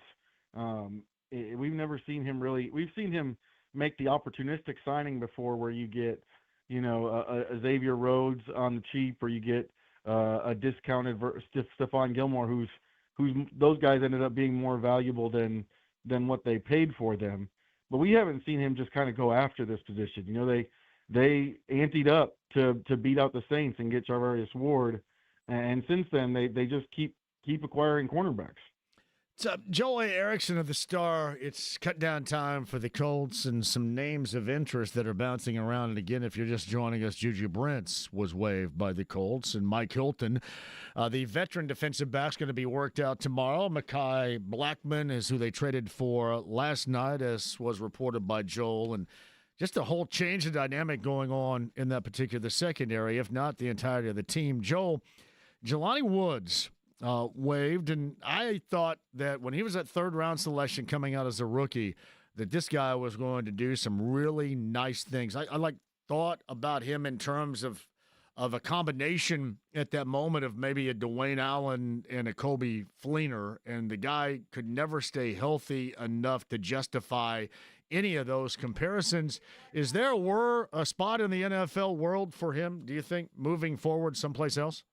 Yeah, I think he's going to get a chance. Someone's going to take a chance on that athleticism. He did have 7 catches in the preseason, which I know for most fans that's what they see as a preseason. So it looked like Woods was more productive than, say, a Will Mallory. But if you were out at training camp every day, Mallory made far more catches in training camp this season. I think Woods is going to get his chance. I thought the same thing, especially, he had some hiccups as a rookie, but he still had 25 catches for more than 300 yards and 3 touchdowns. And there were a couple of times that you're watching him and you go, you know what, this guy could work down the line. It just never panned out because the injuries. That might be another piece of this this deadline that is maybe the overarching narrative right now, is just this team is no longer counting on players or keeping players who cannot stay healthy and who are not, for whatever reason, they're not able to stay healthy. Because Brents, Woods, they placed Jalen Carlisle on IR with a designation to return. He's early in his career, but that's how it's gone for him so far. It does feel to me like they're kind of trying to make a shift there away from those players. Joel, one of these days in the not-so-distant future, I foresee you writing an article on the draft class of 2023. Have you cobbled any of that together so far? I know that it probably doesn't matter to the Colts. They want to win, and that they prioritize that this season. But that's not too long ago, and it does not look good. I was just looking at that. The Brents news broke right before I got on the phone, but I was just looking at that, and if you look at that, the best player out of that class is Jalen Jones, and it's really not close. No, Josh Downs, right? Too. Josh Downs. Josh Downs, another one. Josh Downs, Jalen Jones. And I want to mention too. I throw this out to Joel on the fly here. My apologies, because all this is like evolving as you're coming on and talk with me right now. Right. But it just occurred to me to look this up, and it slaps you in the face because it wasn't that long ago. Well, I mean, yeah. The as far as it coming through quickly, like that's how I missed Josh Downs. Exactly. But yeah, Downs and Jones, and then there were a ton of picks in that draft, a ton of injuries in here too. You look at this thing. Anthony Richardson has dealt with injuries. Brent's injuries. Yeah. Blake Freeland injured this year. Daniel Scott injured his first 2 years. Will Mallory's had some stuff. Evan Hall looked good until he suffered a pretty bad knee injury as a rookie. Jake Witt retired. Yeah. Jake Witt retired because of a hip injury. it's a class that does not. It continues to look worse the more that they keep going and end up having to make some of these decisions. Oh my goodness. Yeah, you stare at that for a minute. That's not one you're going to put on the resume right there. And again, I know that that's not their focus right now, is to get this season going and win this season. But, man, that is ugly as it gets right there looking at it, with basically two guys, I guess, as of right now, that you can really say anything whatsoever about. So not good at all. No, you want your draft classes to do more than that, and really, Josh Downs, it seems like is going to have to carry that. I'm interested to see what happens with Jalen Jones this year, with all of these veteran cornerbacks possibly being brought in. Anybody else floating around out there you think maybe the Colts would have interest in, especially if there's somebody with name recognition? And I know this is all happening all at once, and the Hilton news just popped as well. But is there anybody else out there that you think they may pique an interest? Positionally more than an individual player, because it's hard. It is hard to keep track of what other teams are doing when you're focused on the Colts, and there's literally hundreds of names going by. Yeah. Tackle, positionally speaking, tackle for that's sure. That's a good offensive point. Tackle for sure. They've got Luke Tenuta there, but I don't know that he was going to be in that spot. He wasn't playing over Freeland before Freeland, fractured his leg. So I think an offensive tackle. You can see though, no one has offensive tackles, which makes that even more interesting because, you got to get one. There've been like 6 or 7 of those guys traded in the last couple days. Backup swing tackle types, guys who maybe weren't going to make the roster have gotten traded instead of being released and picked up on waivers. So that's one interesting thing. Looks like the Colts roster has just come out. And then the other place I think is linebacker. And I think we've all known that all off season, that they kind of wanted some players and didn't get it. Some names here for you as this roster comes out that are released that'll be interesting to people. Khalil Herbert at running back released. Laquan Treadwell, the wide receiver. I think we all kind of knew that, but that's one of the veterans that's released. Looking through here, there Ulysses Bentley IV also released. So that's a running back position that looks like it's going to go with 3 for now. Josh Sills, yeah. So they're still waived injured for Maddox Trujillo, which is interesting because I thought he wasn't kicking very much on Saturday. He wasn't going to make the roster, but that's interesting that he's injured. Yeah, so that's the full list.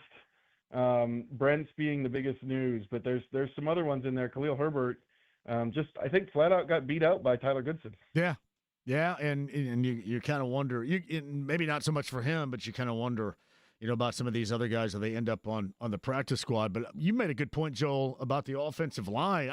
It's clear to me you got to kind of visit some situations here going back, because I don't know about you, but with this team, I mean, it's hard to rely on a relative level of health, and you don't question a lot of the starters. There's still a little bit, but not a great deal. But certainly that depth is something you would think that they would need to fortify before the start of the season. Well, it's also something that Chris Ballard tends to keep more of than we think every year. Every time I do a roster projection, I think to myself, I've got to put at least 9 on here because he's going to keep these guys. And then he ends up, keeping 10 sometimes. So there's some guys like that. There's some things like that where you're going, he definitely is going to want more. Now, they might like Luke Tenuta. I just am kind of going off the fact that I thought Blake Freeland maybe wasn't having the best camp, and they were playing Tenuta behind him, that they might go out and look for one.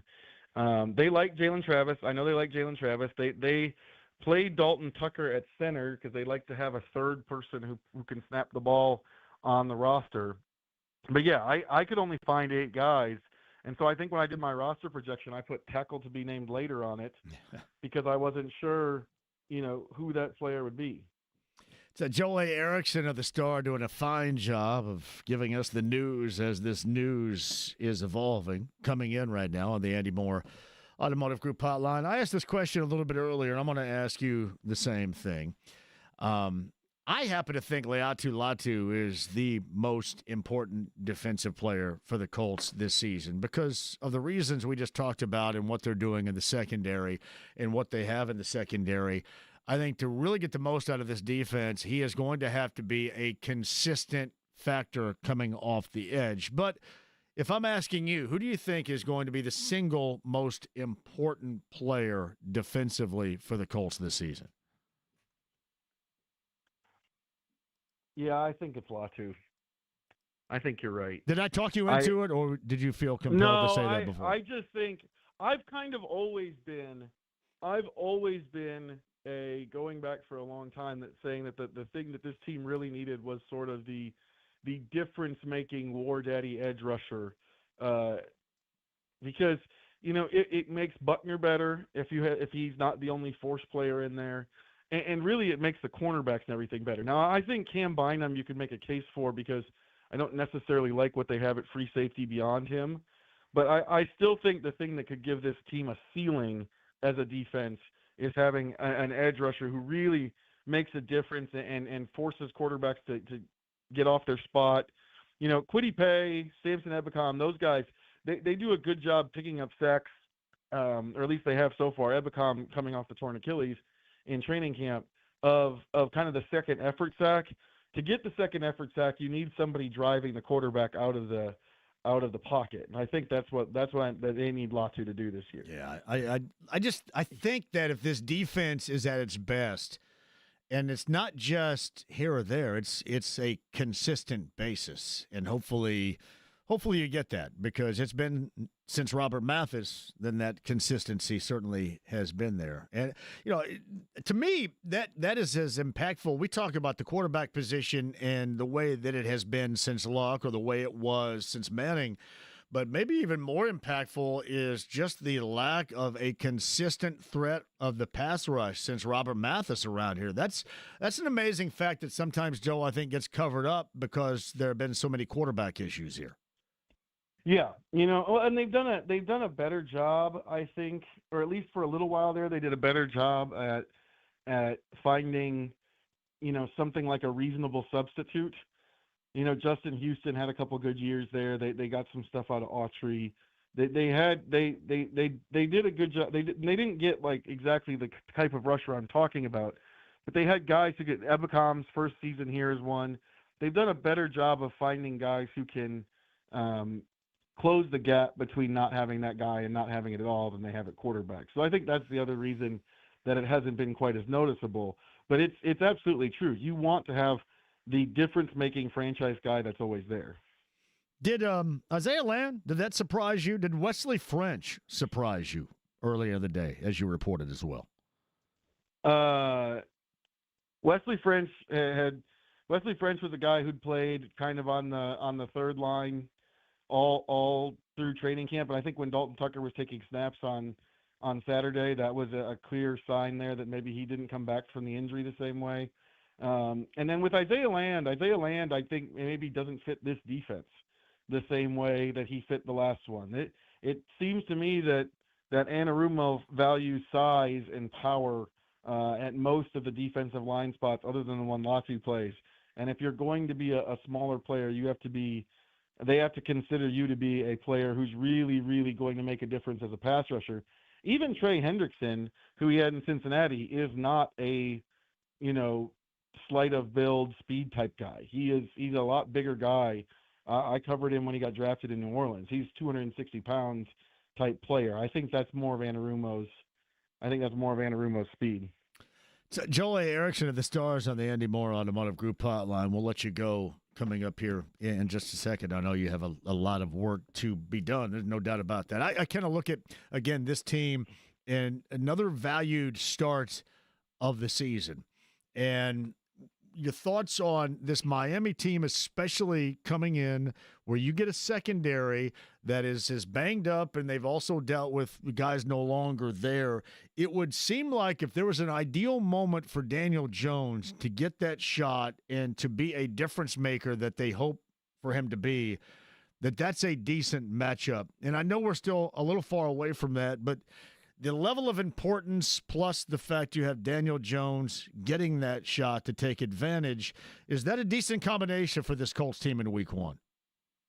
I think it's good from an offensive standpoint. We're going to kind of see the defense though right away. I think that they've taken some hits there. Mike McDaniel's taken some hits to his reputation, but that's still a guy to me that is that can take advantage of you, and he's got speed on the outside. He's got a ton of speed on the outside to deal with. So it's in the one way I do think it's an easier matchup for the offense. Defensively, I think there's maybe more of a way where you're going to be tested. I also just noticing we've been talking about all the cornerbacks. They kept Jonathan Edwards. They did. The undrafted free agent from Tulane, who I know the assistant coaches really like him. I don't think he's going to play all that much right away with all these veterans being around, but they kept him initially, so that's interesting. All right, in closing here, and I know you had to answer probably a lot of social media questions about this, but what are your thoughts other than a third-string rookie quarterback in Riley Leonard? Is there anything else there, any vision that they have whatsoever, or is it just as I described it? He's a lot like Sam Ehlinger. I think he's a developmental player, and I think he can probably you look at him as somebody who can develop into a really good backup in this league, somebody you can count on, that type of player. I think some of the preseason stuff, again, you see the preseason games, you get one impression. I think if you saw him on a day in, day out basis, you see where some of the accuracy, some of the arm strength over the middle is something that's not really there in terms of being – there's a reason that he played only the third-team snaps, but there's also a reason that battle for the number 3 job wasn't really a battle, and he got all of them almost immediately. They started out with him and Jason Bean, splitting reps, and then it went to him. He's a guy – he reminds me a lot of Ehlinger. He reminds me a lot of Ehlinger in that he's going to work really hard. He's going to know the offense. He's probably got some arm development to do over the next couple of years. The one thing that he has, and I always think, and I know it's a combination, Fairhope, Alabama, and his previous relationship with Phillip Rivers. That's who he kind of reminds me of, not as a player, but just his personality, because he does bring a level of control as a rookie that I think is, in particular, fairly uncommon in the NFL at that position. He does bring that. Yeah, he's got that. It's just like I said, if you watch him in practice, there's just a few too many throws that end up hitting the ground. Yeah. And like I said, the arm strength thing is also a little bit of an issue. He's a lot like Sam Ehlinger. There's no way around it. Joel Erickson of the Star, kind enough to join us at a very busy time as the Colts make cuts, and we'll see what other adjustments they may have to the roster before it's said and done. Joel, not even any Brewers conversation here, man. My bad. Nope. Too much going on with the Colts. We got a lot of focus. We'll do it again leading up to week number 1, man. It's good to have you on. Thanks, brother. Okay, we'll see you. Joel Erickson of the Stars on the Andy Moore Automotive Group hotline. Now, Khalil Herbert released. Laquan Treadwell waived. As I mentioned, Wesley French, Marcellus Johnson, Isaiah Land, Jason Bean, Devontae Davis. And clearly, besides that of Jelani, the big news of the day is easily Juju Brents. But you can certainly understand it. Yeah, considering wanting healthy bodies and somebody that you can count on. And the local product, Juju Brents, their second rounder in 2023, has been waived. You look at that 2023 draft. I don't know how much worse that can get. We will need to do an evaluation of others. Let's just 2023 other drafts. If anybody else had a draft as bad as that, but that is looking dreadful. And considering that was the spring of 2023 and this is the late summer of 2025, and injuries, ineffective, all of it. Incredible.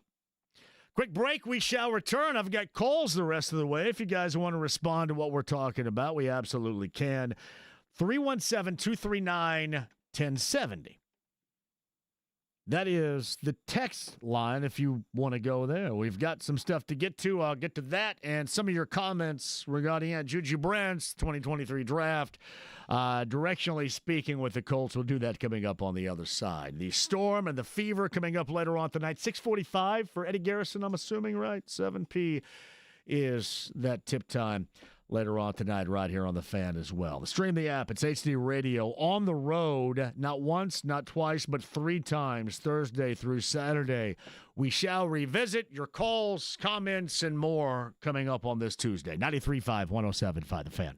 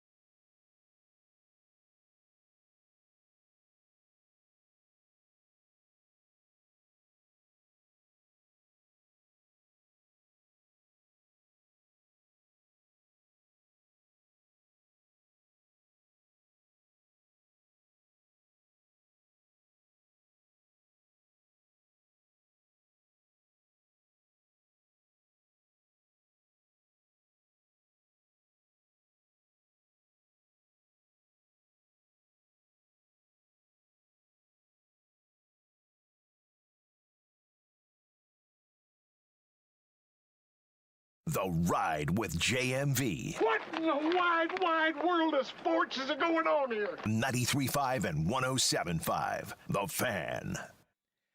We have a fantasy league spot to give away coming up in a bit. James, remind me. And we'll do it here before the end of the show. Casey writes this, JMV, as I recall, the 2013 draft for the Colts was similarly dreadful. I think the thing there was you didn't have a top 5 pick, right? That was the Bjorn Werner draft with Hugh Thornton, Colin Holmes. Ooh, John Boyette. John Boyette was the dude who got arrested down at Have a Nice Day Cafe. Kerwin Williams, Justice Cunningham. Yep, you didn't draft a quarterback that is a backup quarterback in week 1 of year 3. But yeah, you look back on that. Bjorn Werner helped get the NFL looked at in Germany, I guess, right? And doing that right now? An analyst over there? But yeah, 2023 is not one that you will want to look back and admire. Ryan from Connersville checks in on the text line at 317-239-1070. JMV, trade AR, get what you can. This better be Ballard's last shot. 1 Jones, 2 Leonard, 3 Bean. All 3 look better than AR. This team has an extremely loyal fan base, but hasn't been relevant in over a decade. Ridiculous. Time to blow it up. Hand the ball to JT and see what happens. Again, Ryan in Connersville. I would be absolutely floored if they trade Anthony Richardson. Now, we'll see whether or not his agent ends up wanting traded, and if they feel they need to move on given that situation.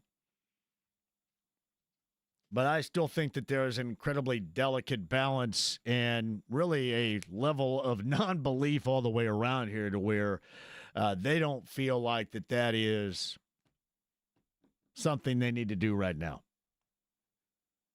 And that I can buy. I don't buy the situation in terms of results and winning, but I do buy why you don't necessarily have to go out and do that right now, or you don't feel it's necessary. Yeah, we'll see what happens.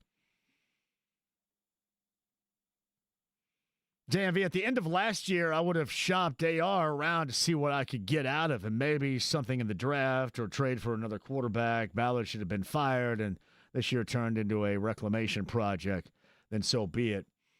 I would like to think that most probably would view that as more of an alternative than what you're looking at right now. However, I will say this. I owe this to Bobby before Joel came on a moment ago. By the way, Joel A. Ericson with the podcast at 1075thefan.com. Big news of the day, Juju Brents has been waived. Juju Brents waived. Mike Hilton is the guy that they're going to bring in tomorrow and give a workout to in that secondary.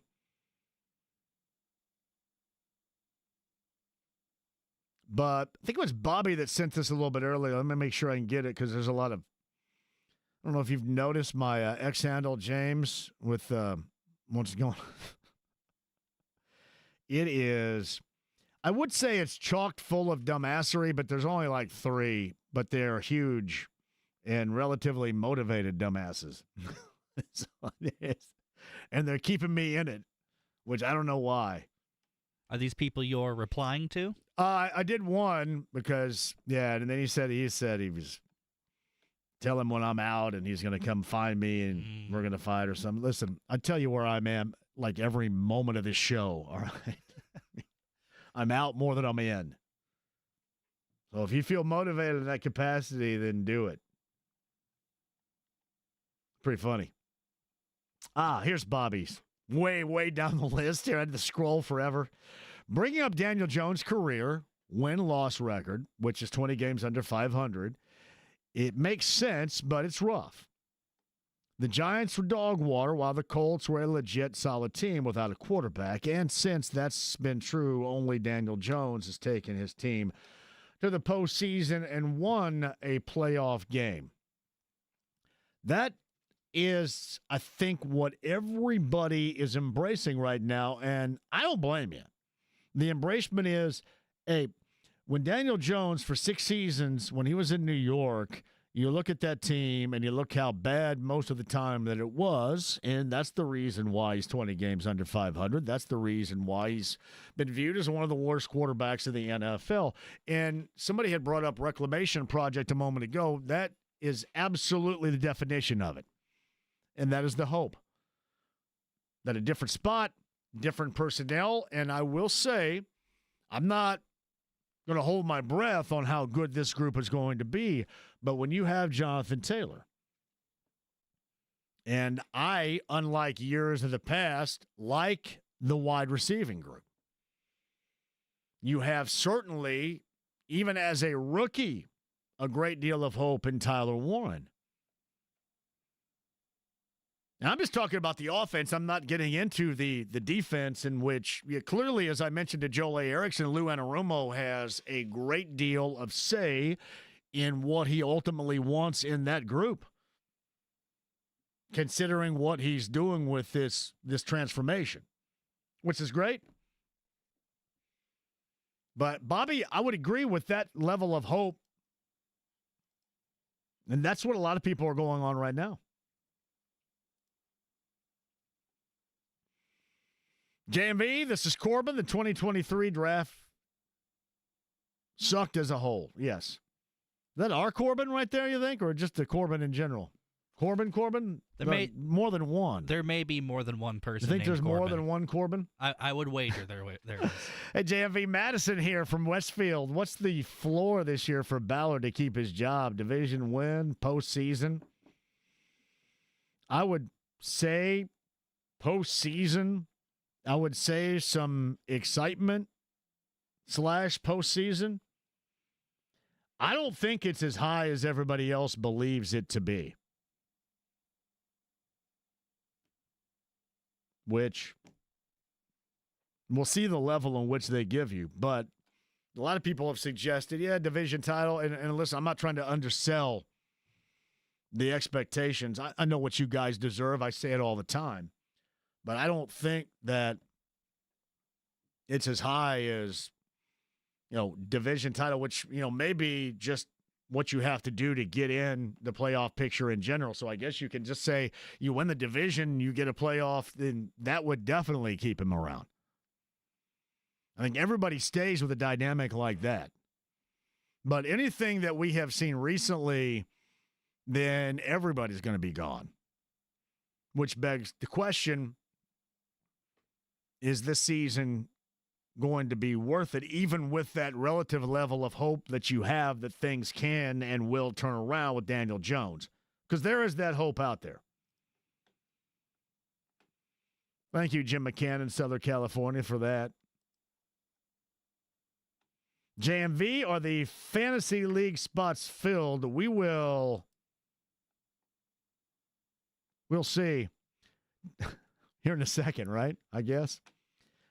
Did you say, JMV, cataclysmic? I think I did. Look that up. Did I use that word accurately? You did say cataclysmic. I did? I think you stumbled through it a couple of times. But sometimes you did say Greene County just comes out. I can't help. Did I use it right? I think you did. I mean, it's something that is... I didn't say catalytic, though, which would be completely different. You kind of mixed the two. I think you said cataclysmic at one point, so... If I would have said catalytic, that's completely wrong. Cataclysmic, I do have hope, because I want to add that new word to my repertoire here. Well, the official definition of cataclysmic is relating to or denotating a violent natural event. Oh, yes. Please. Do you guys mind if I add that to my vocabulary? You just learned a new word. To my limited vocabulary. It's from Jason Ellis. What was Matt Stafford's record with the Lions? And now, if you're hoping for a transformation from Detroit to what he ended up being when he first got to L.A., I get it, but I think Stafford, to me, is a lot better than Jones. If that's what you're getting at. If not, if you just want to know the record in general. But I would view Matthew Stafford at that point, Jason, in his career, much better than I would view Daniel Jones. If, again, that's the way that you're thinking about it. Cataclysmic. JMV. Alex from Phoenix, Arizona, formerly of CG. Shout out to you, Alex. If we have to look ahead for the next 3 to 5 years, or next 3 to 5 years draft classes, what quarterback should we keep on the radar? Potential AR5 replacement. Man, we had an outstanding conversation about that very thing yesterday. That podcast up right now, too? I think we actually have a promo. There, yeah. And you know what? It just kind of happened. But there is more than just having an Arch Manning conversation. And I don't even think you should have that, not because I think the Colts, aren't going to stink. Maybe they do stink. But the bigger question is whether or not Arch Manning comes out. First of all, you've got to be worthy of that and come out. But then secondly, you have to want to come out because ideally for him, the financial version of his college model is not bad at all right now. So I think that's probably the bigger point to make than really anything else. Ryan was pretty high on Mendoza over there in IU. Yeah. I think he mentioned, who did he mention? Mendoza, just off the top of my head. He probably went 5 or 6 quarterbacks deep right there. He had a lot of them, yeah. Impressive, yeah. March 7th, 2012, Irsay cuts the league's only 5-time MVP. I was there, David. A week after my season ticket money was due, a dark cloud of lower quartile moves, drafts, and performance have followed. Karma sucks. Man, David, I go back to that being it right there. I go back to what I felt at that moment was one of the worst takes of all time. And now, years later, it doesn't seem to be that bad of a take. You remember my take? James was a baby. But my take back then was keep Manning and draft Luck. And then Luck can take over if Manning can't or won't be able to go. Or is a short timer. And I admit there have been moments when I thought that was the worst thing of all time. And now I look back on it, I mean, hell, anything would seemingly been better than the outcome, right? Even with those 3 seasons where you got really excited. Or even the 4th season when they went back to the postseason with him. That take doesn't look as bad as it once did. Corey writes this, I think it's hard to think that Arch is going to patiently wait 2 years for his chance to take over QB1 at Texas and then suddenly be a rush to get to the NFL. I just don't see it. He'll be in the draft class of 2027. I agree with Corey on this. I think a lot of our conversation about Arch Manning and tanking for Manning, whatever that is, I don't think that time is going to be next year. All right, 239-1070. This is a phone. We've got to have somebody that wants to participate in our fantasy football league.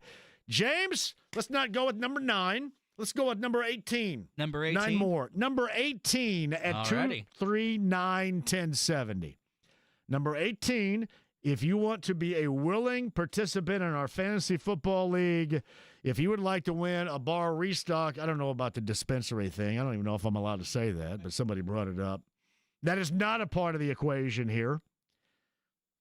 But if you want to be a part of our fantasy league with the winner-take-all bar restock from Brent Holverson and Heaven Hill Distillery, number 18 at 239-1070. You are in. We'll double back and close out this show coming up next. 93.5, 107.5 The Fan.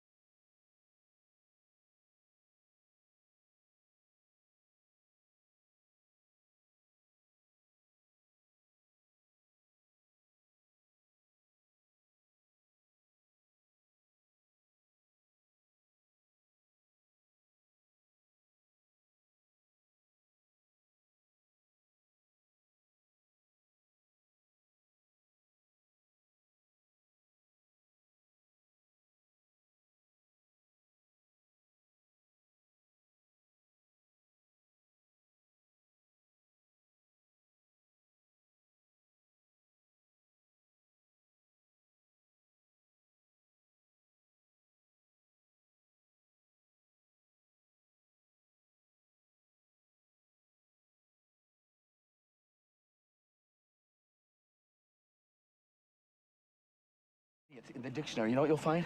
Picture me? No! The definition of the word idiot, which you f***ing are. 93.5 and 107.5. The Fan. The Tuesday Harrah's Hoosier Park Race of the Day. 50 in betting, 50 in dining from Harrah's Hoosier Park Racing and Casino in Anderson. Don Stump. Sounds a lot like Don Stuck. Remember Don Stuck? Don Stuck's doing acting right now in Chicago. The Stuck of the Night on Q95? No? X103 back when it was good? Shout out to Don Stuck. Good dude. Don Stump is your winner here. And that win paid out $15 on a $2 bet. The $2 exacta was $82. The 50-cent trifecta, $99.80. 50 in betting, 50 in dining. Courtesy of Harrah's Hoosier Park Racing and Casino in Anderson. We do it Tuesday through Friday in the 5 o'clock hour. All you have to do to get your horse is to log on to X, find my handle, get yourself a horse, and you could win. It's the Harrah's Hoosier Park Race of the Day. Coming at you again tomorrow in the 5 o'clock hour. Juju Brents waived by the Colts. Hey, Sam Womack as well. So, if you're asking, secondary-wise, Mekhi Blackman, Jonathan Edwards, Xavier Howard, Jalen Jones, Kenny Moore, Charvarius Ward, all of those are your corners, your safeties, Cameron Bynum, Nick Cross, Daniel Scott, Rodney Thomas. Joe Bocci is on the squad as a linebacker. Your quarterbacks, Daniel Jones, Riley Leonard, Anthony Richardson. Running backs, Jonathan Taylor, Tyler Goodson, DJ Gidden. This is the 53-man I'm rattling off right now. Wide receivers, Josh Downs, Ashton Doolin, Anthony Gould. A.D. Mitchell, Alec Pierce, Michael Pittman Jr. Tight ends, Mo Alley, Tyler Warren, Drew Ogletree, Will Mallory. Jelani Woods cut loose earlier today.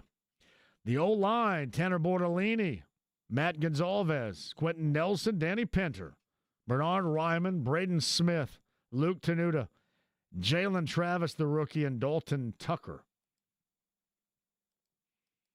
That is, of right now, your Colts 53-man roster. And we shall see how much, if at all, that dynamic ends up changing. Colts tomorrow will work out Mike Hilton, the cornerback who has played for Lou Anarumo before. Hilton in his career, 13 career interceptions.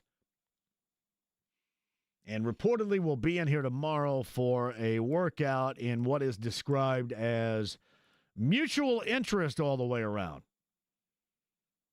See if they can hammer out anything for that.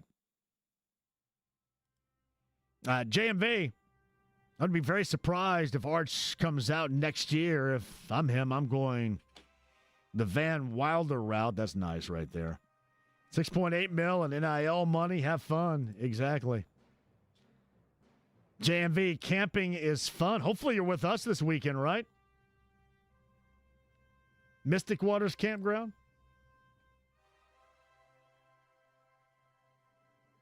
Number 18 here to join the league. Who won, by the way? Who's in? What's the name?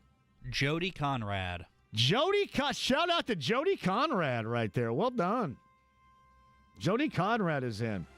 Jeremy and Cicero, I was going to read it, but now I got to run. I hear the music in the background. Great job today, everybody. Thank you, James. Dan Orlovsky tomorrow. We'll talk more about the Colts quarterback situation, I'm sure, at length. Dan Orlovsky of ESPN tomorrow. Greg Rickstraw, Joe A. Erickson. Podcast 1075thefan.com. We'll do it on a Wednesday beginning at 3 tomorrow. The Fever later on tonight, too.